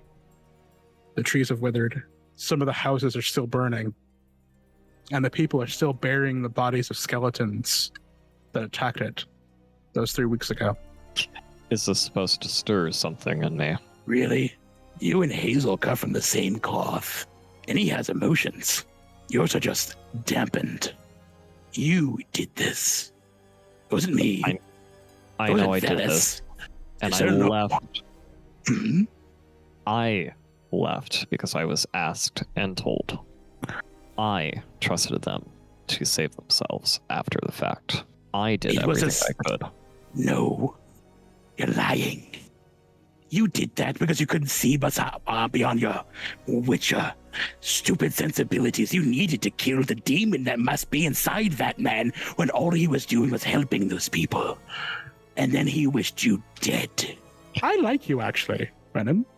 It's not the first time a noble has wished me dead. He's not a noble, you blasted fool. He was a man. That does not change his status. He was the mayor of the town. He's essentially a noble. There's not a noble in that place. It was a place to get away from nobles, from the outside world. And with one maneuver from a Witcher, it's dead. And now he's hunting you. This does not feel like it's changed from 50 years ago. Was it has changed, Renan? The only thing that's different now is your stubborn refusal to admit that all of this is your fault and you have ended the lives of hundreds of people. No? Nothing?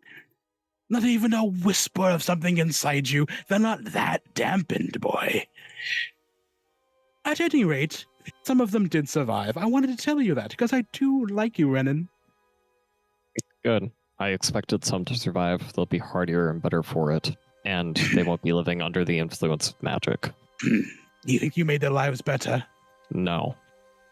I also What don't did you do? particularly care whether their lives are better than worse. I understand.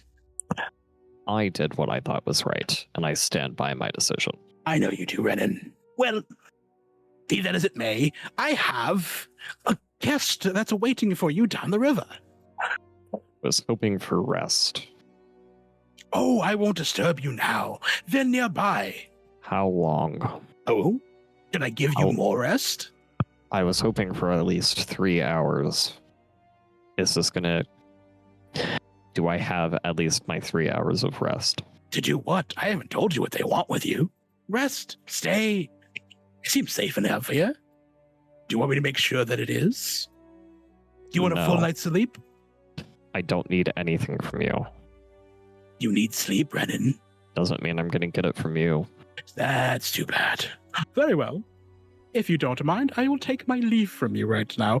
But, just letting you know, it's not just Elias Greyburn that's hunting for you. There are friends of yours that are very concerned about your actions and the repercussions it'll have on the continent. You don't disrupt that much magic and not have it affect thousands. And a good thing you made their lives better. I bid you farewell. And the hands disappear. All right. Yeah, if he's able to finish out that rest, he'll continue along the riverbank. Sure. You're still just as exhausted, of course, but you did rest your legs for a while. And as you continue along the riverbank, are you trying to cross the river to get deeper into Cadwin? Or are you just trying to head south? North? Where are you going? I'll cross the river to kind of head deeper into Cadwin. I am keeping an eye out for whoever is along this path at the moment, whatever side they're on. Virens, there is no path. You're just in the middle of the wilderness. I know. Gotcha. Path of the river is more what I meant. Cool. Gotcha. The way the river flows, man. Well, if you're crossing the river, it just goes straight and you can see grassy plains on the other side. Yeah, but still, I'm going to cross over just so I can be on a different side and then just going to keep walking along the river the same direction I was going deeper into Cadwin. Okay, so all right. If you look at the map that I posted in notes, you'll see it goes north or south. Okay, but I mean... You'll see what I mean. Up in the Cadwin area, you'll see Leda. Okay. Yes. Leda. Okay, yes, I see it now. Right. So I'm going... Which river am I traveling across then? Lexella or Zendaya? You're crossing Lexella, that little tributary that leads into it. That's where you were. Okay. Then yeah, I'm gonna cross the river closer and go to Ledea then, or in that direction. Gotcha. That's where you're going. All right. And as you cross and start heading into those plains, you can see the cloud bank above you is fading away. And even though it's about midday and the sun is starting to set, you can see clear sun ahead of you. It's a beautiful day. It's a beautiful day to hunt monsters in the neighborhood. Is that canon? Is that canon singing? Is that canon? No. All right. Damn it. That was just me not putting enough effort. Well, that's why I asked if it was a Witcher singing. Yeah. No. That's what Brennan sounds like when he sings, though.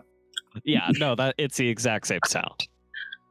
Back in the carriage hood, we have the other four going through down the road, heading to Leda, and it is a beautiful sunny day. So Hazel, there I was, butt naked. For the love of God, everyone! That didn't take long. It really and there's this wraith just hanging in the air above the street, and I think it's related to the girl we found, right? Turns out it was.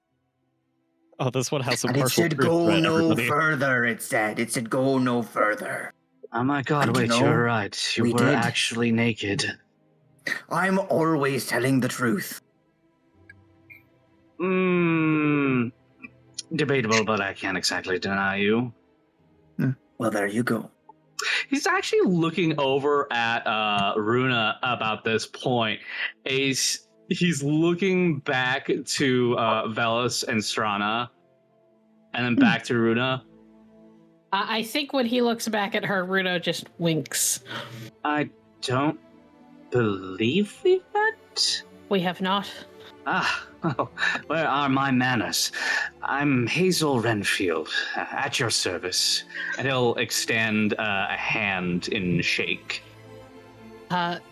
She will eye the hand like she's not entirely sure what to do with it before slowly reaching out her own hand and like pressing her palm against yours, you know what I mean? But she doesn't like grasp your wrist or anything because she's not sure what's happening. And it's clear. You just squeeze a little and give it a shake. There you go, just like that. She does so. Runa Aukli's daughter. Runa. Oh. Well, that is a lovely name. It's close enough. Forgive me. I am very much haven't traveled too far from Rivia all that often, but well, here I am now on the journey of a lifetime. Hazel here's a proper gentleman. Off to find his lost lady love, as I understand it. He Quite doesn't so. carry that sword for looks. Fierce in a fight. Well, at least when I'm not dealing with two-story skeletons, yes. In my limited experience on the continent, men as pretty as he is don't usually need weapons. That Bellis just laughs. Oh, please, you flatter me. And there actually is just a little bit of rosiness, like, across his ruddy cheeks as he will adjust his spectacles. Believe you me, ma'am. All what he gets from looks, he loses in wits. Well, hey now! I don't believe that's true at all. That is alright. With a face like that, he doesn't need to be particularly smart. Honestly, the less intelligent they are, the easier they take orders. Is that why I wonder his maiden fell for him so? Or forgive Okay. me, did she fall for you or did you fall for her? Ruby, is your other weapon as big as this one? I'm getting a lot of pointed questions right about now. and I Bellis don't fully feel like turns answering. around, all his focus on you at that question. It's like, yeah, how about it? And I don't particularly feel like answering any of them, No, if it's I'm only being fair. frank. You've seen mine. Well, I didn't ask to see yours. No, we were running butt naked at a monster. But you were running butt naked at a monster, which... My point exactly. You've seen Really? mine. Only Why fair. were you naked again? I always sleep naked. Completely, out in the open, under a cart. Yes. It's the only way to live. I don't think that's true. What do you think? Fully clothed in your bedroll? Is it comfortable? Runa kind of tilts her head a little bit. That depends on the situation. Were you alone? Let's assume it's warm and there's no rain. I suppose being naked isn't an entirely out of the question situation. And there you have it.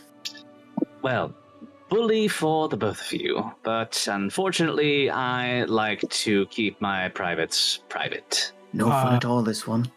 Luna, That you can is a pity. see Tarana has been quietly like tossing chunks of bread to Glimmer the whole time. Who's just like who's just scarfing it down like, yo. He's having a good time over there. She will reach over and just do his favorite thing, which is to run the tip of one of her fingers from like the top of his head down his spine between his wings.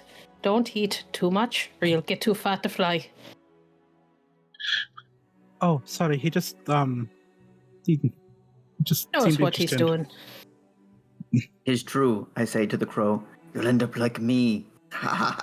Like a rumbling, like a cool rumbling caw, like low in the throat, like damn. Well, that one's got quite a bit of personality. Of course he They does. all Magic. have personality. He's not magic, he's just a crow. Of course.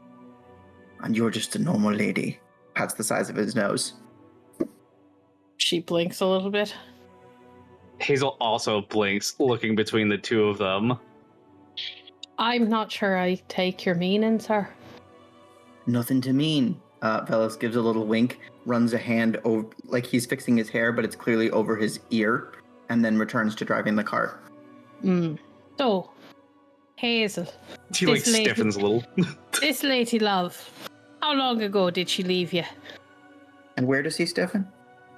Stop that. Jesus. Stop that. Tapping you with the newspaper.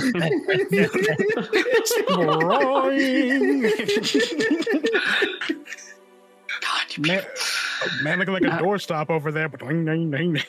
It's been a fucking damn it. Focus. It's been a number of years since I've last seen her. Her eyebrows go up. And you're still dedicated. That's what I've been saying. Shh. Fucking.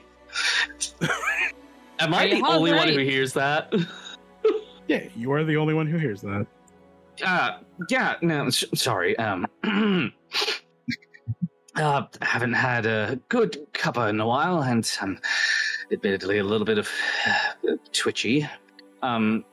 Sorry, what was your question? You're still dedicated after she left you years ago. Oh, well, of course. I was her bodyguard for a good long while, but we grew closer than that over my time with her, and I was actually hoping to propose to her shortly before she had vanished, and I feared the worst at the time when she did. What's given you the idea that she wants to see you?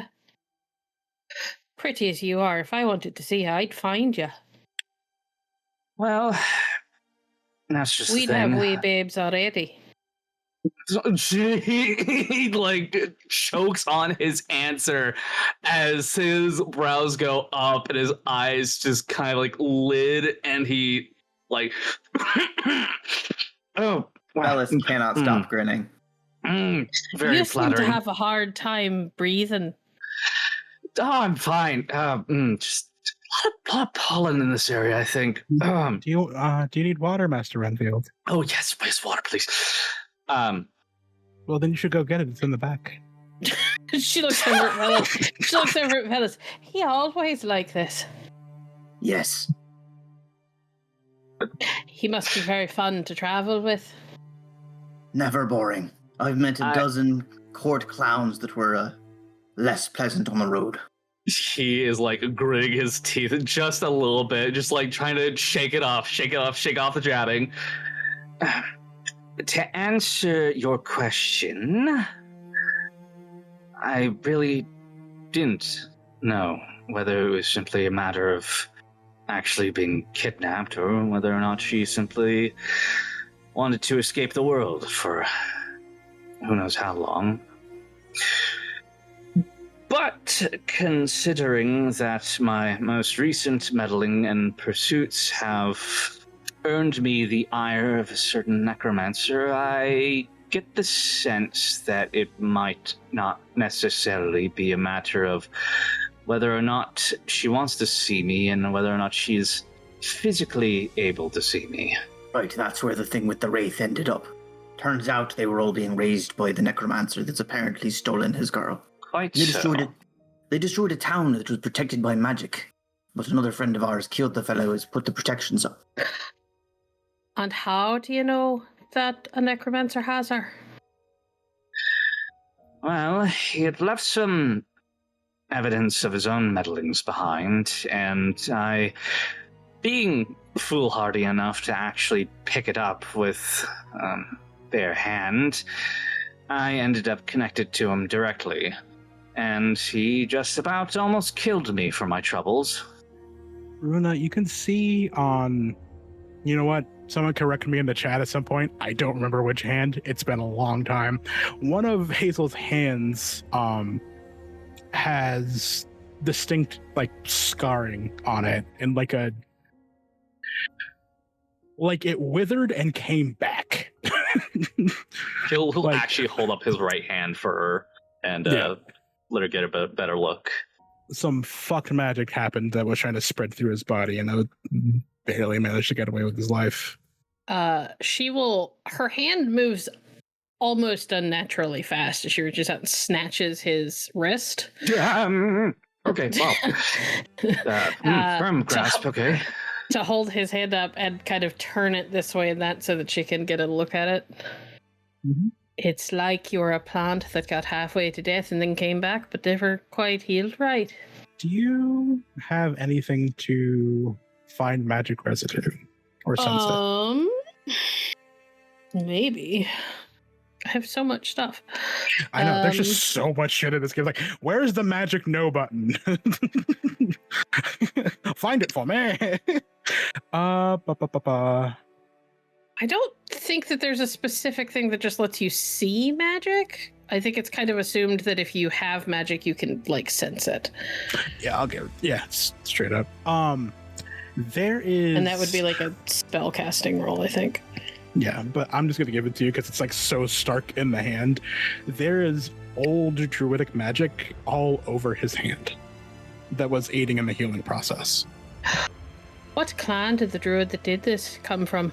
I hate to tell you this, but your guess is as good as mine, honestly. I don't think we ever got a proper clan name from him. But he was a kind fellow. Did he have a name? Yo, Grizz, I'm gonna need you to give me a swift reminder here, bud. No. Fuck. Hazel like furrows his brows a little, and he'll lean back subtly and elbow Velis. Velis, what was his name? I'm sorry. Who are you referring to? The healer. Yeah, from the apothecary. Healer, apothecary. Healer, apothecary. Got really pissed off with our Witcher friend. Right. The one who got pissed off, I couldn't tell you. No, I'm going to give it to you because you were actually paying attention. You remember his name is Scodule. Right, Scodule, that's his name. Velis remembers you forgetting. Okay, well... Yeah, but down, Sammy, down. You didn't direct it at anyone in particular. He was an odd sort of fellow, though. You know, clever as all hell. What was his name? It was something absurd, like a jewel or a genre of music. Or like a bludgeoning weapon? Guys. Yes, like a cudgel, a scodule. That was it. Oh yes, Scodule. Grizz, is that the name? Is that the name of the druid that my people were in contact with? Mm-hmm. Her eyebrows go up.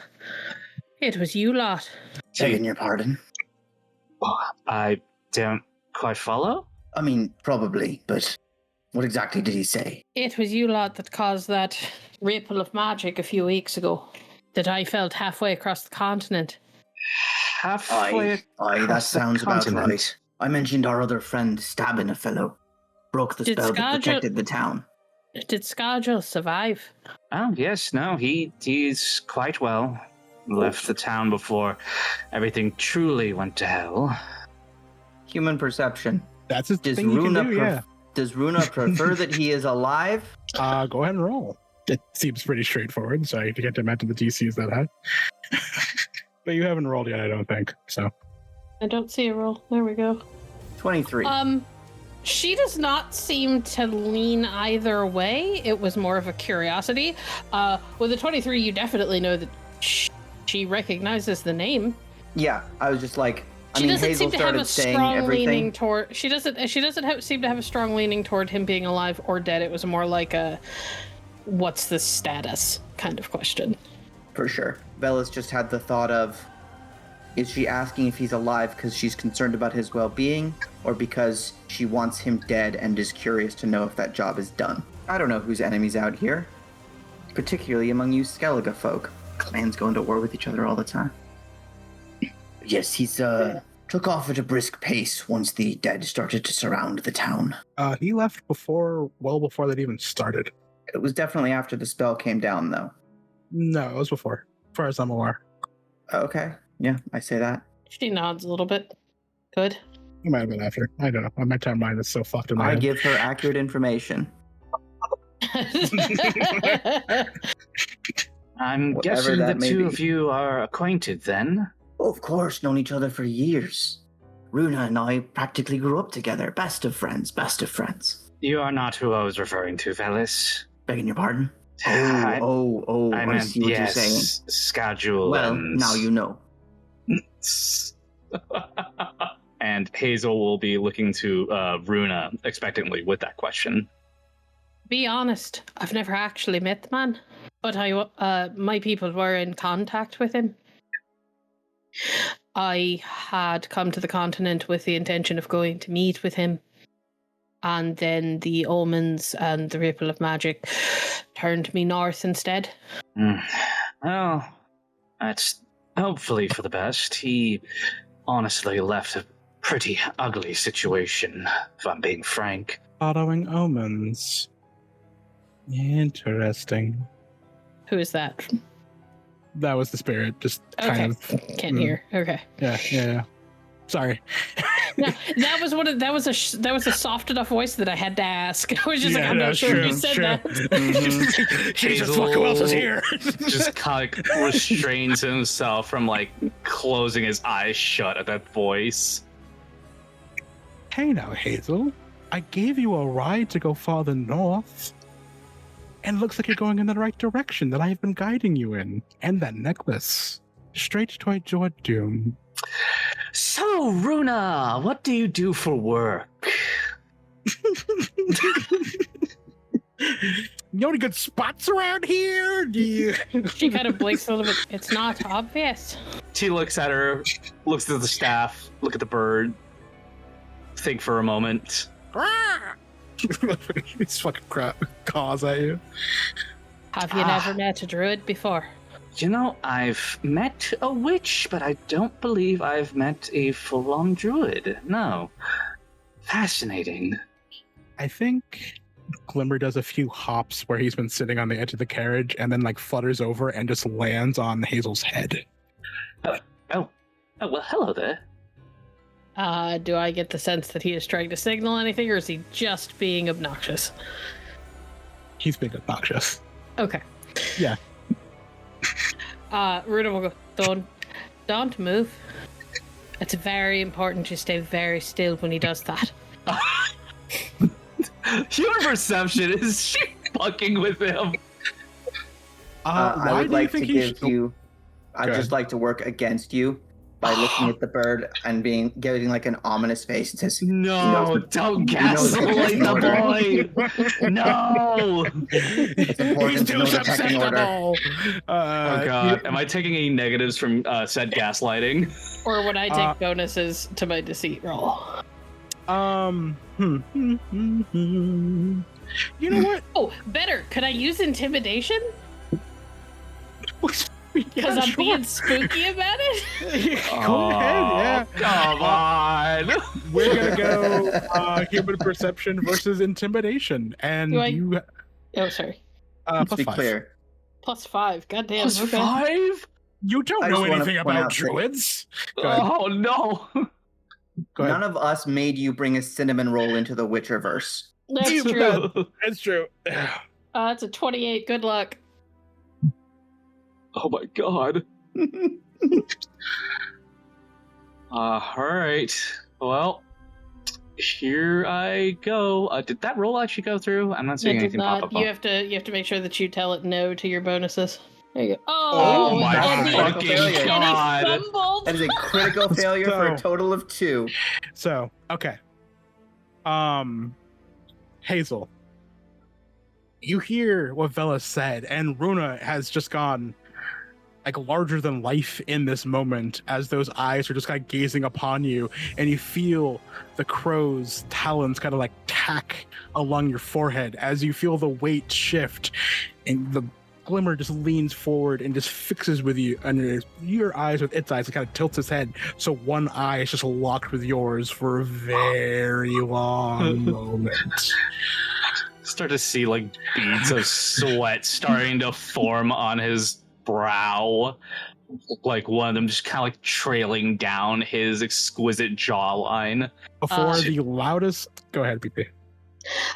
While he is staring at the bird and is utterly distracted by that, Runa is going to very carefully crouch into the back of the cart so that she's like so that she could get up like right next to his face, and will whisper in his ear, "The fact that you fell for that is probably why that thing is still attached to your soul." I'm sorry, what? Right in his ear. It's really loud. Yeah. and like from the other ear, just the loudest caw you've ever heard. She finishes. He actually fucking screams and like jolts up and like bangs the upper part of his head into the ceiling of the cart.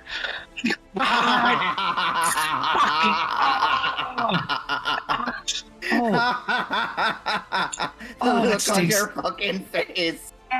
The look on your fucking face. Why is it that everyone I come across is so fucking rude? Runa will reach up and like take his head in both of her hands, and she will do this thing where she like presses into like certain pressure points on his scalp to kind of relieve the pain. She has like stupid ranks in first aid, so Yeah, that happens with no real issue. Bellis is crying. I think Serana climbs into the front with you and like pats you on the shoulder. Can we keep this one? Absolutely. it is worth Darling, you're noting. It is worth noting that for the pose that she is in and the way that she's holding Phyllis's head, his eyes are like 3 inches from her cleavage. Oh, and Hazel, she does not seem to notice or mind. Hazel is trying so hard not to fucking stare right now, but he is like fucking actually pink around the face. Give me a will roll. Don't do this to me, no. You have a +5 on the check. Okay, do I do resist coercion with this, or maybe courage? You make a will roll with +5. Okay. She's not trying to coerce you. This is just happening. All right. You staring at those titties. Fuck. Well, You hear her mutter like, "I'm so weak of spirit." All it takes is a pan of titties and I completely one up. Yes. Welcome to being a man. It doesn't take much. The sun, Velas, as you're driving and tears are streaming down your eyes from laughing too loud. You kind of look around and you realize you have been the only noise on these plains for miles of just the sound of laughter, crow cawing, Hazel's slightly girlish scream, and there's just joy throughout everything as your eyes finally glance down in the far distance as you see your destination of the small town of Leda. Heads up, everyone. We're almost there. Good. I need tea. Finally, I've been in this carriage for too long. Not that there's anything wrong with it. I just don't really like sleeping above you. Well, you're free to walk at any time, of course. Runa is going to lean in to Hazel just quiet enough that only he could hear. If you were mine, I'd have made sure that thing wasn't attached to you. She'll just pat him on the shoulder and crawl up back towards the front to chit chat with or to look at the village that they're coming up on. How do you get a crow, by the way? Serana turns to look at you. Is that just, did you just meet one time, or did you? He found me.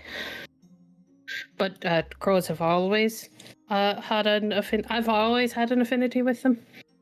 And my people. When did you know you were a druid? Or is it the sort of thing one chooses and starts to practice? She'll kind of look back. So it's been 30, 40 years now? Almost. 30 years, give or take. No. Right. Yes. I would have been Might around... want to say 15 to the common folk. Magic users tend to live longer. Is that not a common thing here? Or druids Might not want to say welcome? you're... No. If I were you, I'd, try to look less conspicuous. She looks down at herself, like, yeah, good luck with that. We could find you something to wear. I like what I'm wearing. I think if we're in a small enough town, no one's going to really look twice. So I think if we're in a small enough town, folks tend to be less informed and more prone to an air of self-defense. And you have a life that has been filled with being a merchant, and you usually doubt people. This is my home. I was told most small towns welcome druids because we're the reason their crops tend to grow. Yeah, Serana turns and nods to you. That's the case up here too. Good. I'll keep my hood up though. Yeah, she kind of like looks apologetic. That part might be a different issue. Aye. Hazel. Glimmer hasn't left the top of your head, by the way. You know what? He doesn't feel like moving the bird for right now. Have you tried? Again, he's not gonna bother moving the bird, but he will reach up and just give its head like a little pat and scritch. He pecks you and flies off. Okay, well, do you know what? That might as well happen. Kind of like lands next to you, Luna, and it's very much just like that one's sus. It's kind of like the crow, like a little grunt that he gives you. Like, I don't like that one, and it's very much of like a little bro being like, "You keep flirting with that one, and I don't like it." I'm jealous. Space first. He's just he's. Told you. Trust in the wisdom of beasts. She will scoop up Glimmer onto one of her fingers and transfer him to her shoulder. And like settles down on your shoulder as you approach the town. And you'll get there in probably a little under like 30 minutes. As we shift scenes to Thank God. Really? Stabby? You want to test it? Thank God. No. Thank God, like Stabby wasn't deep down totally enjoying himself. Stop it! Stabby, I can bring the horror. You know I can. I'm being gentle today. No. As you slowly feel a skeletal hand crawl across it. No, you're fine. So Okay. we're gonna shift the scenes.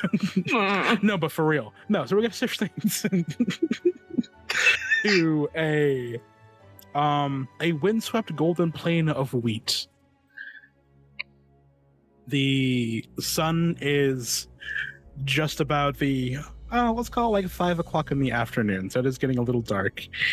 As why is guys BP, what the take fuck? it you're now just seeing the gif.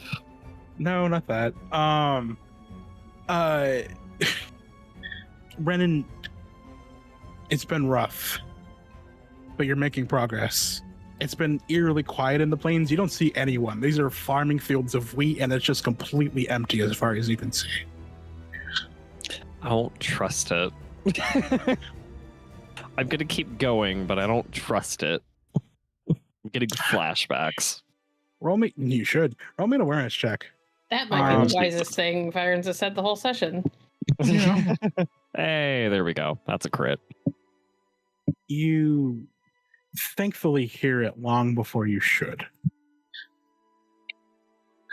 As you're going at a decent pace, but something is approaching you at about the same pace, and you feel eyes on you as you just hear the sound of wheat being crunched underfoot and something being dragged as it's going. And then the wind blows. You can hear something whistling as it's going through. Like something's being blown through a tight gap. And it doesn't quite make sense because as you look around, you don't really see anything until you see off in the distance a humanoid shape approaching you. And it's big. Oh my God. Oh, the hits don't stop coming. Cool, you're not doing anything. So Yeah. You hear- Yeah. you hear something laughing with that crit. And it's kind of booming out over the plains. There's a deep, throaty chuckle, and it's laughing and chortling, giggling to itself as it's approaching you. I'm gonna let it approach. Okay. It gets closer, and it keeps getting bigger, but not in like, some things like approach and get clearly bigger in the horizon. It's like, Yeah. this looks like a normal sized person, and then it gets approaching, it's a little bigger, and then you realize it is a massive person. It's a giant. No, but almost. you start to make out familiar features as it's like maybe call it 100 yards away from you. About like close to 7 feet tall, wide set, thick shoulders. The frame of the body doesn't make sense. It's lumbering along. One arm is behind it, and the other arm is kind of like tucked underneath itself. And that sound of something whistling through is getting louder as the laughter gets louder itself. And you realize what is wrong with the frame of this humanoid person is that the head is missing. Wait. Can I make a Witcher training roll to see if this is related to a thing I think it is? It'd be a thing that's a thing. So can I roll the thing to figure it out? Yeah, go ahead. Yeah, no. Yeah. Well, the thing I'm thinking it could be related to is the Wild Hunt. Roll the roll. Oh, yeah, go ahead. That was a 14. No. If I just throw the Wild Hunt at all of you right now, I'm the biggest of dicks. I was going to say related to it, not actually the Wild Hunt. Because if you threw the Wild Hunt at me right now, I'd just go like, okay, he's just dead.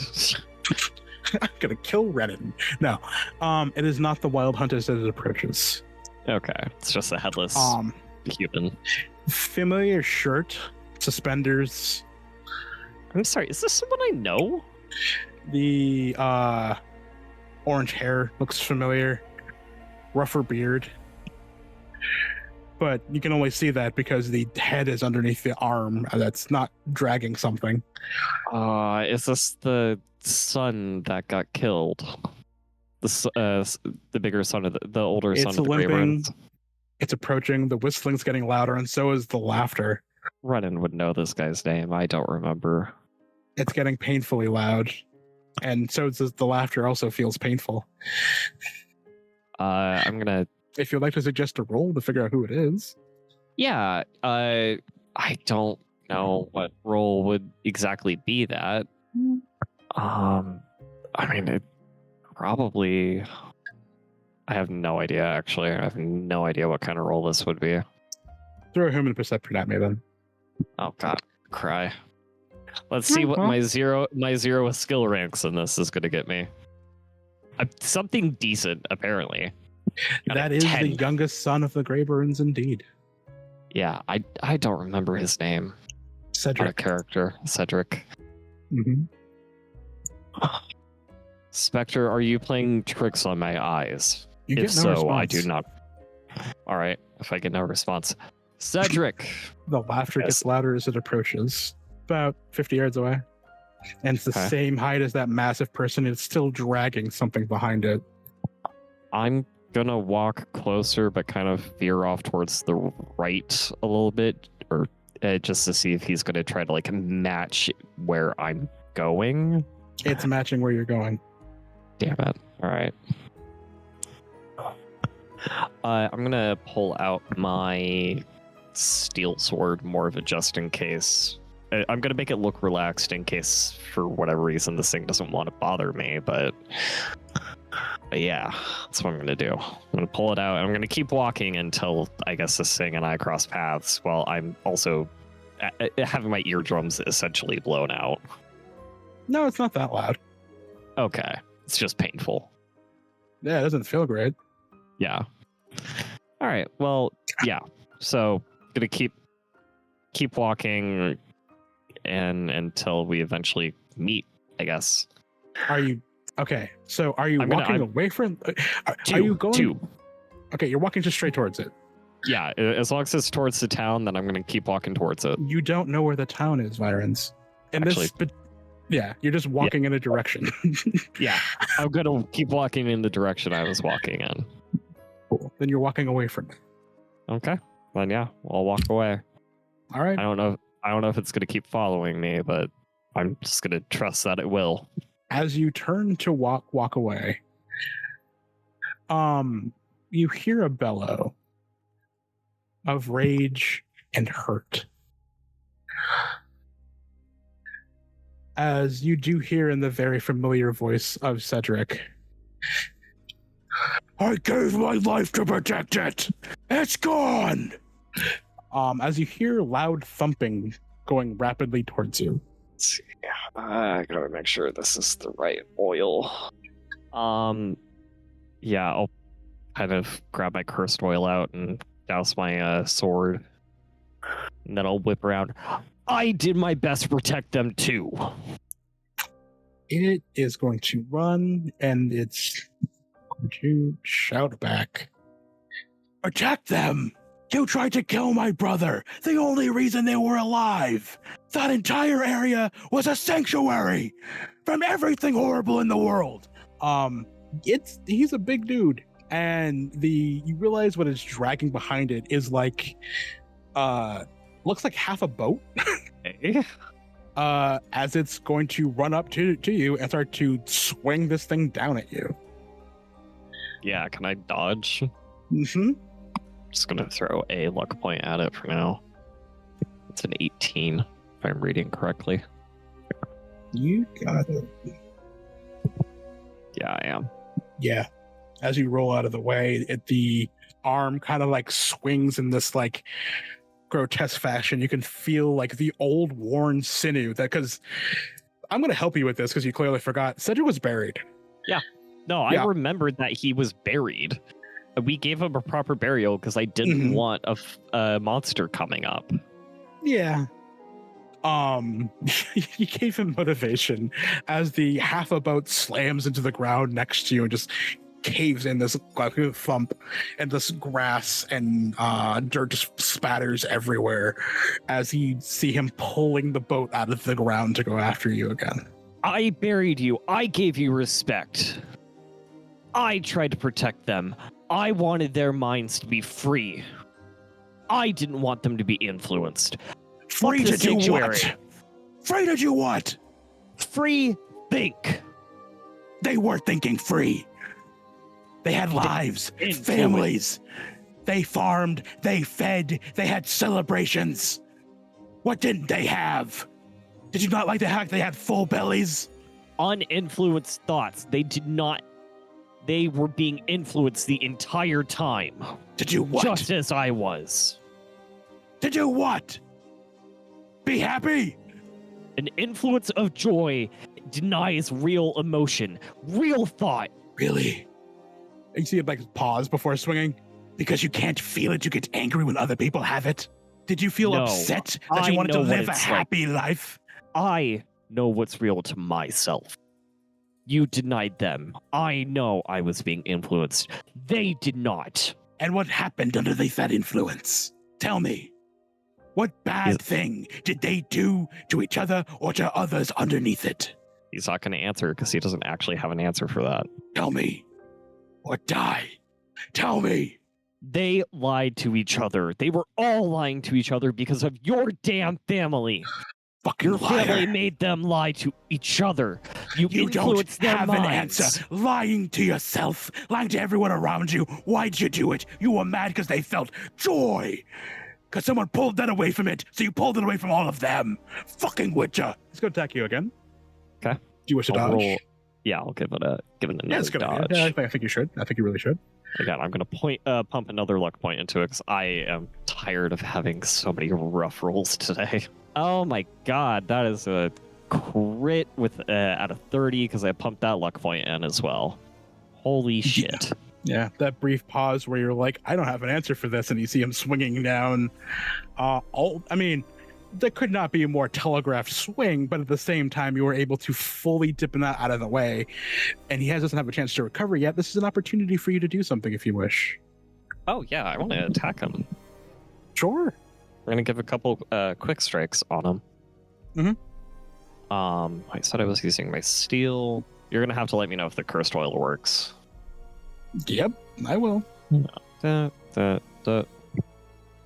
19s. Yeah, the cursed oil does seem to work.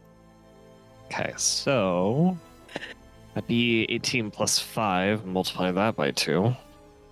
Yeah, So that's as you 46 just- damage. Yes, it is. As you carve into this thing, and just old entrails are just coming out of him, things that have been buried for a very long time. Sinew's kind of pouring out of him, but he's still holding together. To be expected. What now? What are you going to yell about now? What are you going to complain about now? Your town is gone, and I am as sorry as I could feel about that. I did what I could. You The did what only you thing could, and you you was died. cast judgment without figuring out what was actually wrong.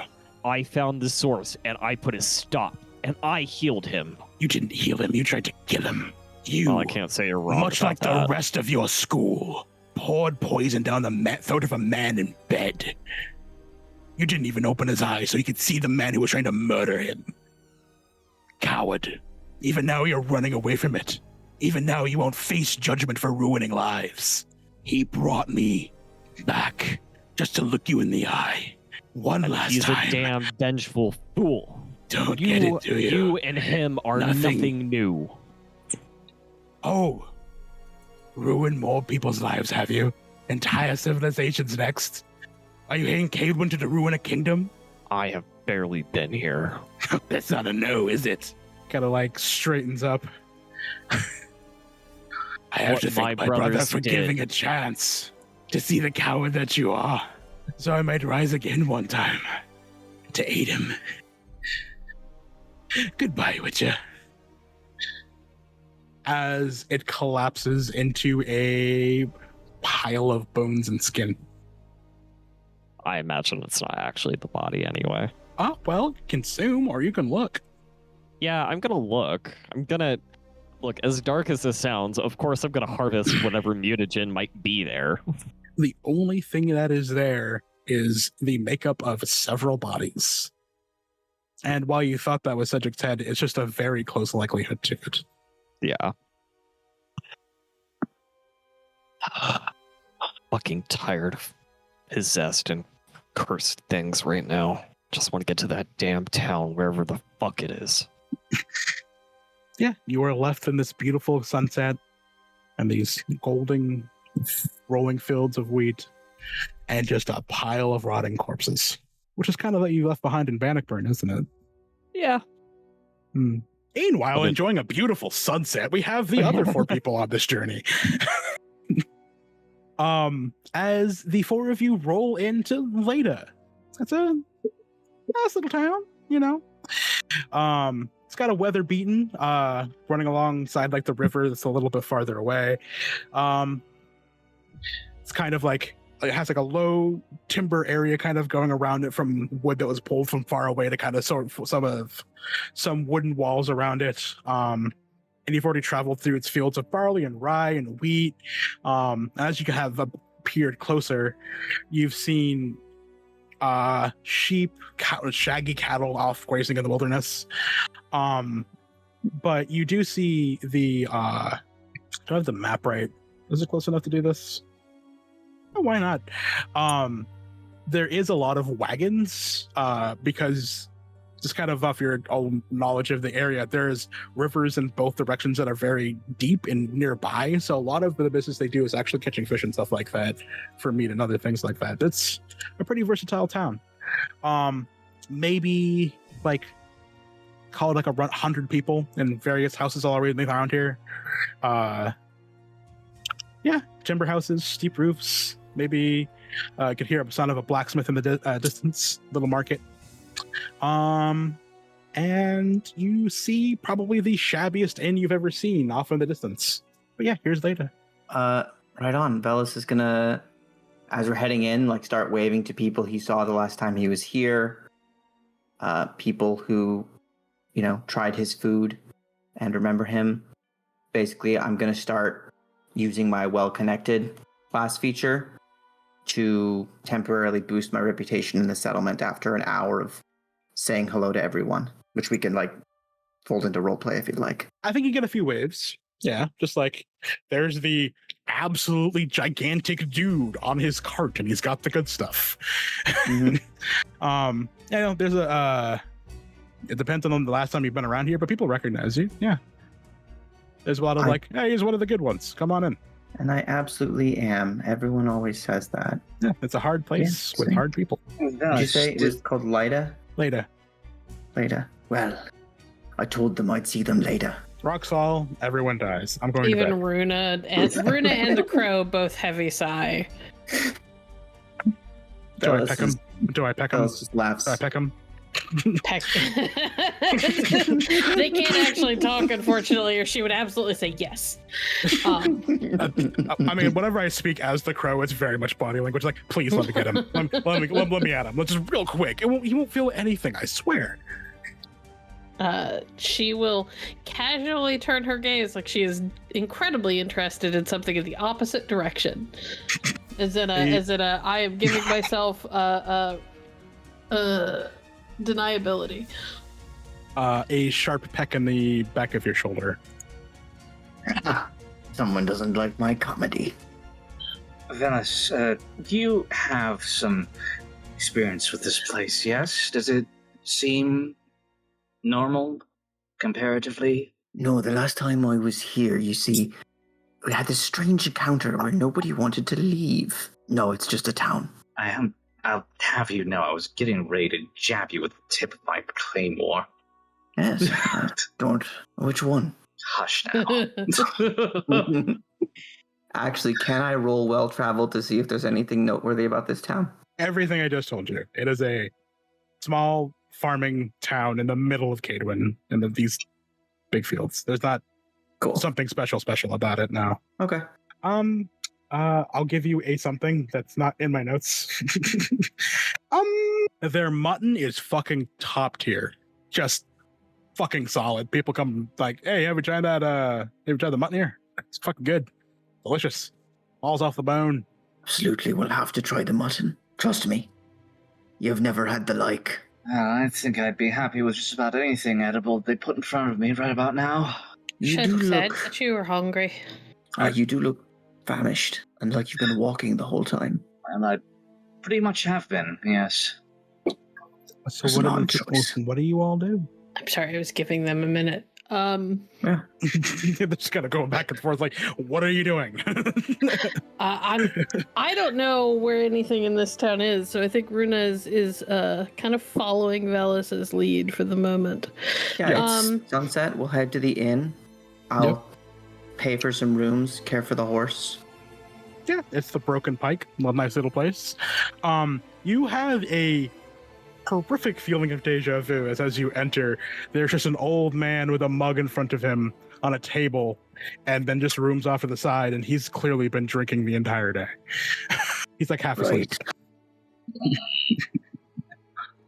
You want a room? Two, I should think. 1 coin. Clink. Well, you gotta go back to sleep. See? Right. Surely can't be. Surely can't be what? Fucking Bannockburn. No, it's not the same guy. They look a lot alike. Codgers are sort of the same everywhere you go. Well, I was not going to get that far. Right, let's find the local watering hole. And when folk come in from work in the field, I'm going to give them a treat. Is that what this is? And she's looking at like the mugs and like the empty mugs all around the table. Like, if this isn't the watering hole, where did all this beer come from? Yeah, I mean, you get the opinion that a few people might gather here, pay a coin, get some ale, but there isn't like a tavern here in this town. It's not big enough. Well, is there a big fire pit? Not particularly, no. This is very much this is a small town in the middle of a farming field area. Like, it's not. Who makes the top quality mutton? Well, you have to ask that around, yeah.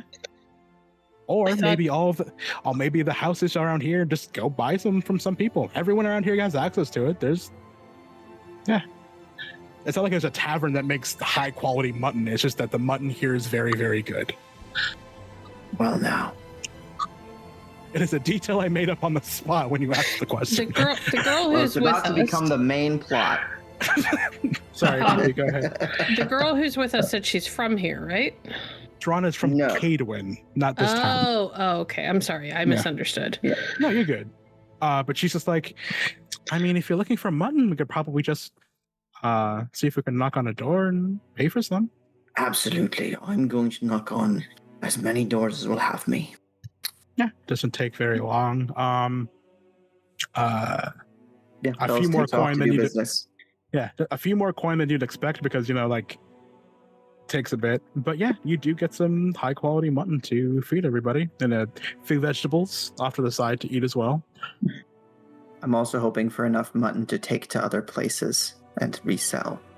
Probably not. That's kind of what they eat for. That's their food source. There's not a lot to go around. The market itself is very, very small. It's usually like wolves and other things that come naturally from the area, but it's not that big. If someone wants to come into town and get some wool and then go back and make clothes, but it's not that big. Is there any like teas at the market at all? Any leaves they're selling? No. Yeah, okay, I kind of figured. Listen, I knew, but Hazel is getting fucking desperate here. There are bigger townships along the road to where you're going, but this is not one of them. Sadness. So do you all buckle down for the night? I think Runa's gonna eat, and then if nobody gives her a reason to stay up, she will head for her room. Yeah. Bellis is going to do his darndest to try and figure out where everyone's getting this mutton hookup, and if nobody's going to spill the beans, he will retire. Hazel will probably grab a mug of ale or two, and he'll actually invite Luna to drink with him. He'll cover any drinking costs. Runa? With Did an I say R. Runa? You said You Luna. said like the moon. Yes, Runa. Moons, I mean, huh? she will. Moons, huh? Sorry. That's rough, buddy. Yep. she will sit and have a drink with him. He will get teased. Of course. Moons. Anyway, so just you guys are doing that just real quick for the merchant who keeps insisting upon it. They are sheep farmers, and that's where they get their mutton from. They Really good sheep literally around here grow for some it. reason.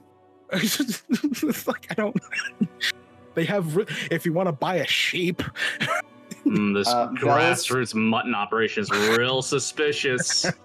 Velas 100% makes a note in his personal ledger to come back here and find out why the mutton is so good, so he can try to expand this operation and make some money. Gotcha. All right, we'll have you roll for that the next time around. But I was just like, they're sheep farmers. What do you want from me? It's gonna come from the sky. I care about two things, food and money, and this looks like a way to get both. Two of you having a drink. You're doing kind of clandestine research into mutton, which is the best part of this entire universe. Renan. Yes. Sun's down. It's a little dark. You are stumbling. You've been yelled at a lot. Yeah. Yeah. But you do see the very small township ahead of you. Oh, thank fuck. All right, let's keep going and push our way there. Yeah, you make it. People are home, having dinner, doors are closing, but you do see yet another good old-fashioned half a tavern ahead of you. Or inn, sorry. Yeah. I'm gonna make my way there first because food and drink sound amazing right now. Do I see someone come into town? Where are you, Velas? Are you going door to door looking for the mutton source, or are you looking around the town? What the? I roll me an assumed the awareness doors check. were in the town. Are you focusing on that? Let me ask you a question. Are you actually focusing on trying to find mutton and the source, or are you just kind of perusing the town and having a good time? No, I want that mutton. Okay. All right. So you find out the mutton by a sheep. Renan. Yes. You walk into the actual inn, small few doors leading to rooms.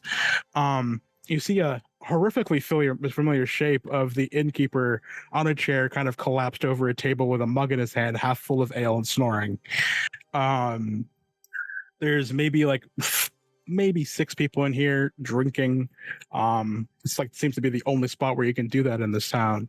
And then you see a very ruffled individual getting especially ruffled by somebody sitting beside them. And in the firelight, you can recognize the shine on those spectacles. It's Hazel. I'm gonna go over to whoever's tending the bar. I'm like, There's no bar. there's no bar. No. All right. Well, then I'm just gonna go. Where can I get drink? There is a barrel with a tap.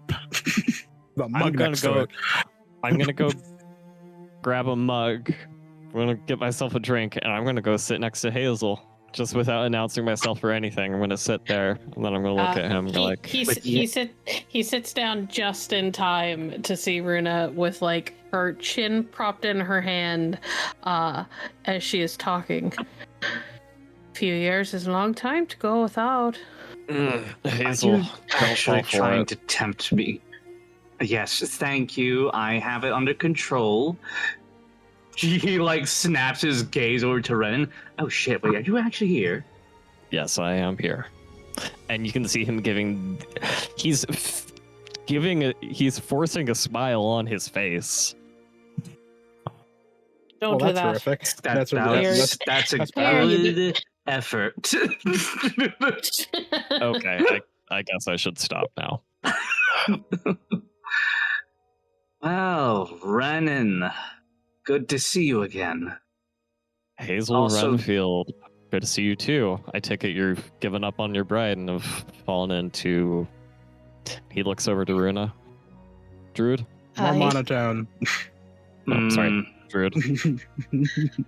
Yes, among other things.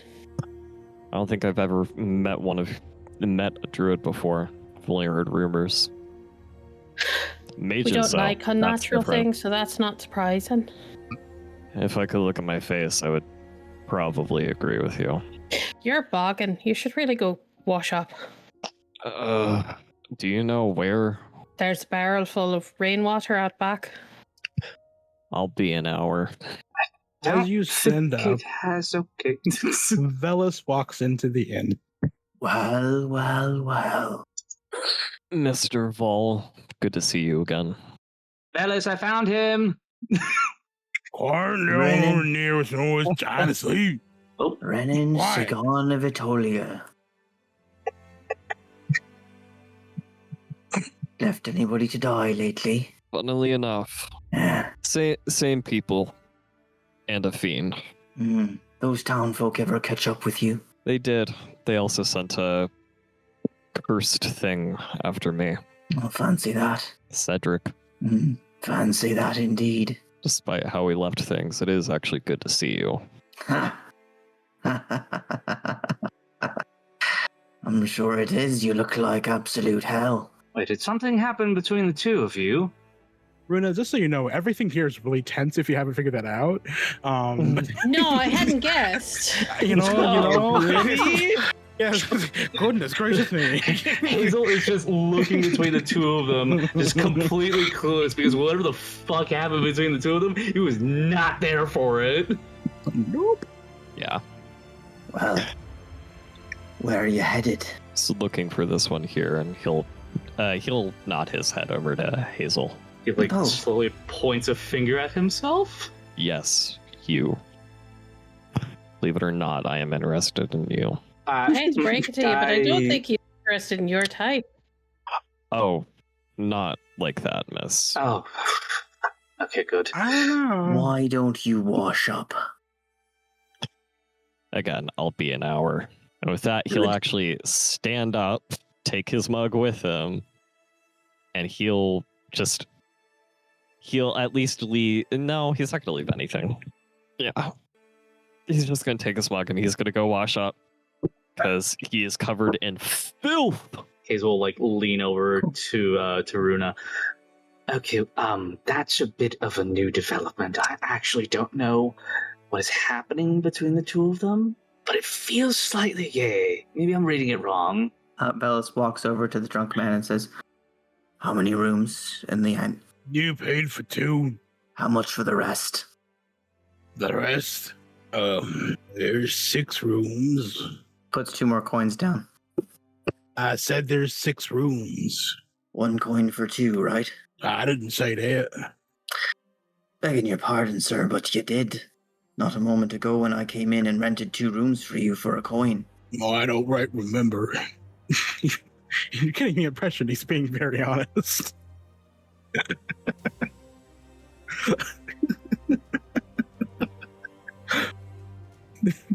Right. How much? How much? Oh, I'll just put another coin down. It's fine. Right. And then he'll walk over to the table and sit down with a mug of his own. 6 is more rooms than we have people, even if you add the stinky one. Right. I rented the room because I don't plan to add the stinky one. I see. Remember I mentioned him a fellow who broke the spell and doomed a village? I explicitly told him not to do that, and he was in my employ at the time. I see. I know And it witches was- don't always take that sort of thing very seriously, but I do. Bruno looks thoughtful. I have only gotten bits and pieces of your story about what happened. Would you like to put it together for me? Well, it does start the same way. There I was, butt naked. Ay, ay, ay. That was out of character. Well, No, it was out of character. no, I meant for myself. After the wraith on the road, we went into the town of Bannockburn. I had business interests to look into, expanding the spice trade. Brennan had his own business, and Hazel. I was looking up the leads for my loved one. The letter I'd gotten from her had originated from that town. Aye, things got a little odd while we were there. Seemed nobody fled the town. Ever. But also, they had no need for guard because no one ever committed a crime. No monster attack, no bandits. No danger. No danger along the Pontar. I know you're not new to this land.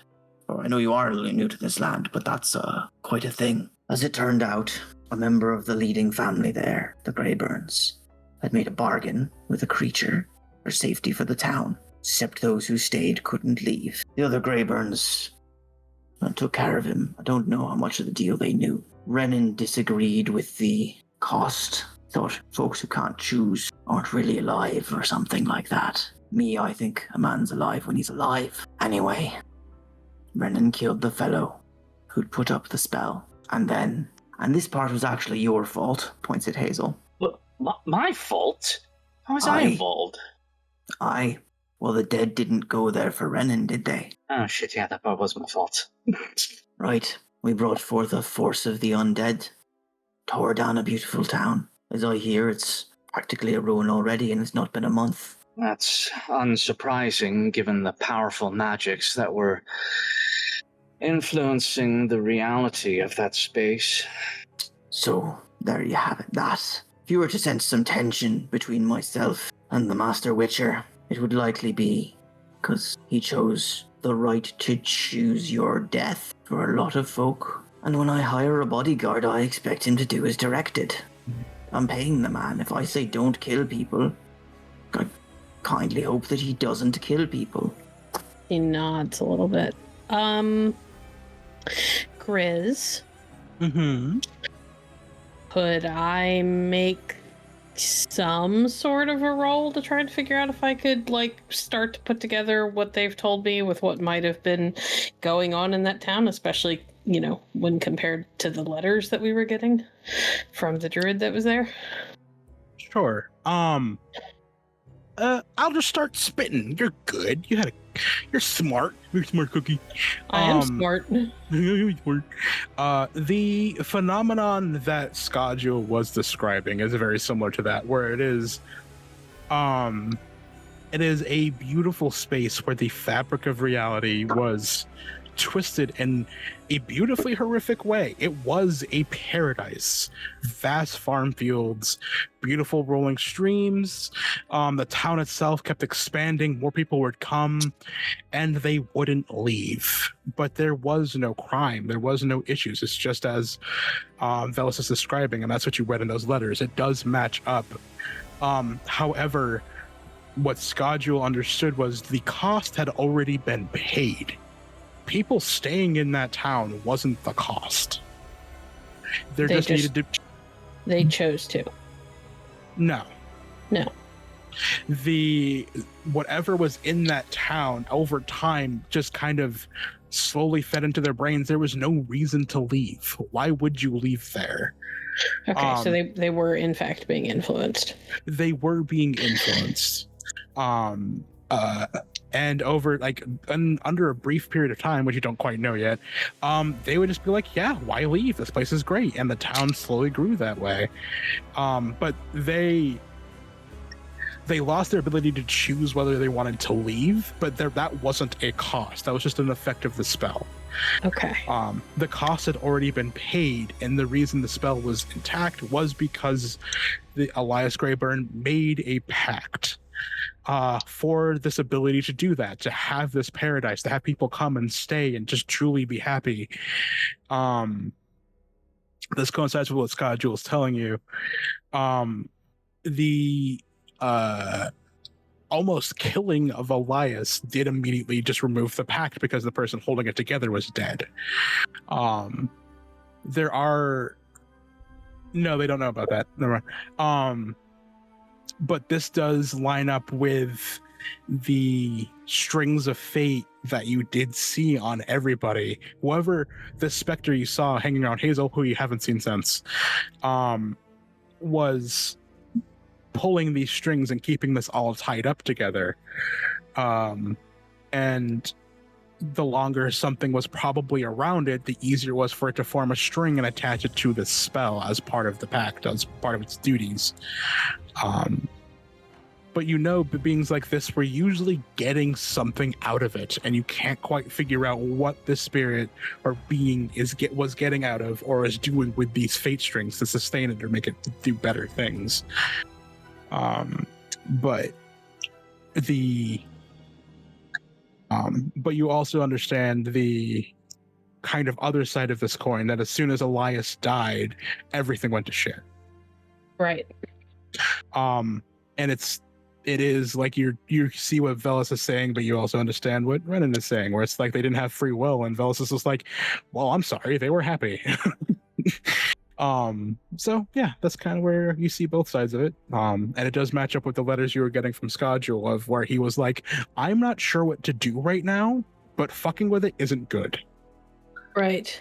Okay. Yes. So I have a lot of stuff into various like omen, fate, thread things. Like half of my magic, or not half, but a lot of my magic has to do with fate and reading fate, and mucking with it. Do I get the feeling that if I were to use Oniromancy to look back in time at what happened and what they did when I go to sleep tonight, that thing would be able to like interfere or latch on to me? You get the feeling that if you are you trying to go back to, I try to just go see all the events that happened in Bannockburn, or go even farther back in Bannockburn itself? I mean, I think I'd like to at least start tonight with going back to see like the events leading up to them like destroying everything. See if maybe there was something that they missed. And then I would go from there in like subsequent nights. I imagine that the further back I go, the higher the DC gets. True. I'm sorry. No, you're fine. It depends on how willing you are to be noticed. If you are trying to be as delicate as possible, the DC is high. If you're like, nah fam, I'm gonna pull on this and see what I'll see on the other end because I want to know what happened, it's going to know, but it's not going to attach itself to you, but it's going to know what you're doing. Right. If you're trying to make sure it just doesn't see you at all, given you are able to mess with this fabric yourself and understand it, this being is that fabric. You're fucking with it, who it is and what it's about. So if you're trying to be that gentle with something that's that innately tied to, then that DC would be relatively high. Okay. And as you're understanding that, we will goodness. But yes, that you can do that, but depending on how you want to go about it, like I hate saying there's levels to it. If you want to go like, I'll be careful or I'll be super careful, like, nah, I see you, bitch, just give it a tug. You're like, come here. Like but it all depends on if you want that thing to notice that you can also do that. Okay. Sorry. I feel like I'm over-explaining. It's fine. We're at the end of the session anyway, so I guess I'll think about it and let you know between sessions so that you have time to prep. If I decide to do this. But with that in mind, as everyone's winding down, do the three of you go to bed? Because it's kind of late. Yeah. Yes. Sorry, I'm already laughing because I know what's about to happen. Runa will lean into Hazel. You could come share my bed. You seem like the type who likes to be ridden hard and put away with. He slowly looks over to her. Are you needing security that badly, or do my looks enchant you that much? She shrugs. Where I come from, we don't turn down the opportunity to have a pretty man if we want one. True. Hey, Hazel. Well, no, hold on. Yes. Roll me an awareness check. Oh boy. Tell us again. 14. Cool. There is a sudden warmth on your chest. And as you go to touch it, you feel that kestrel skull heat up a little bit. I think you're strong enough to be able to sleep by your lonesome. I'll have to decline, I'm afraid. Just shrug. Your loss. And head for the stairs. You'd think, right? Sorry, repeat that again? You'd think, maybe that's it. All the bones in his back and not in his pants. Really now? That was to Runa. Oh, sorry. She'd walked away.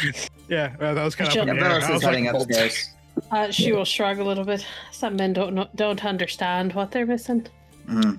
I bet you do. And she'll slap his ass as she turns to go the opposite way down the hall from where he's going. Ask my ex-wife. You mean me? No, I'm kidding.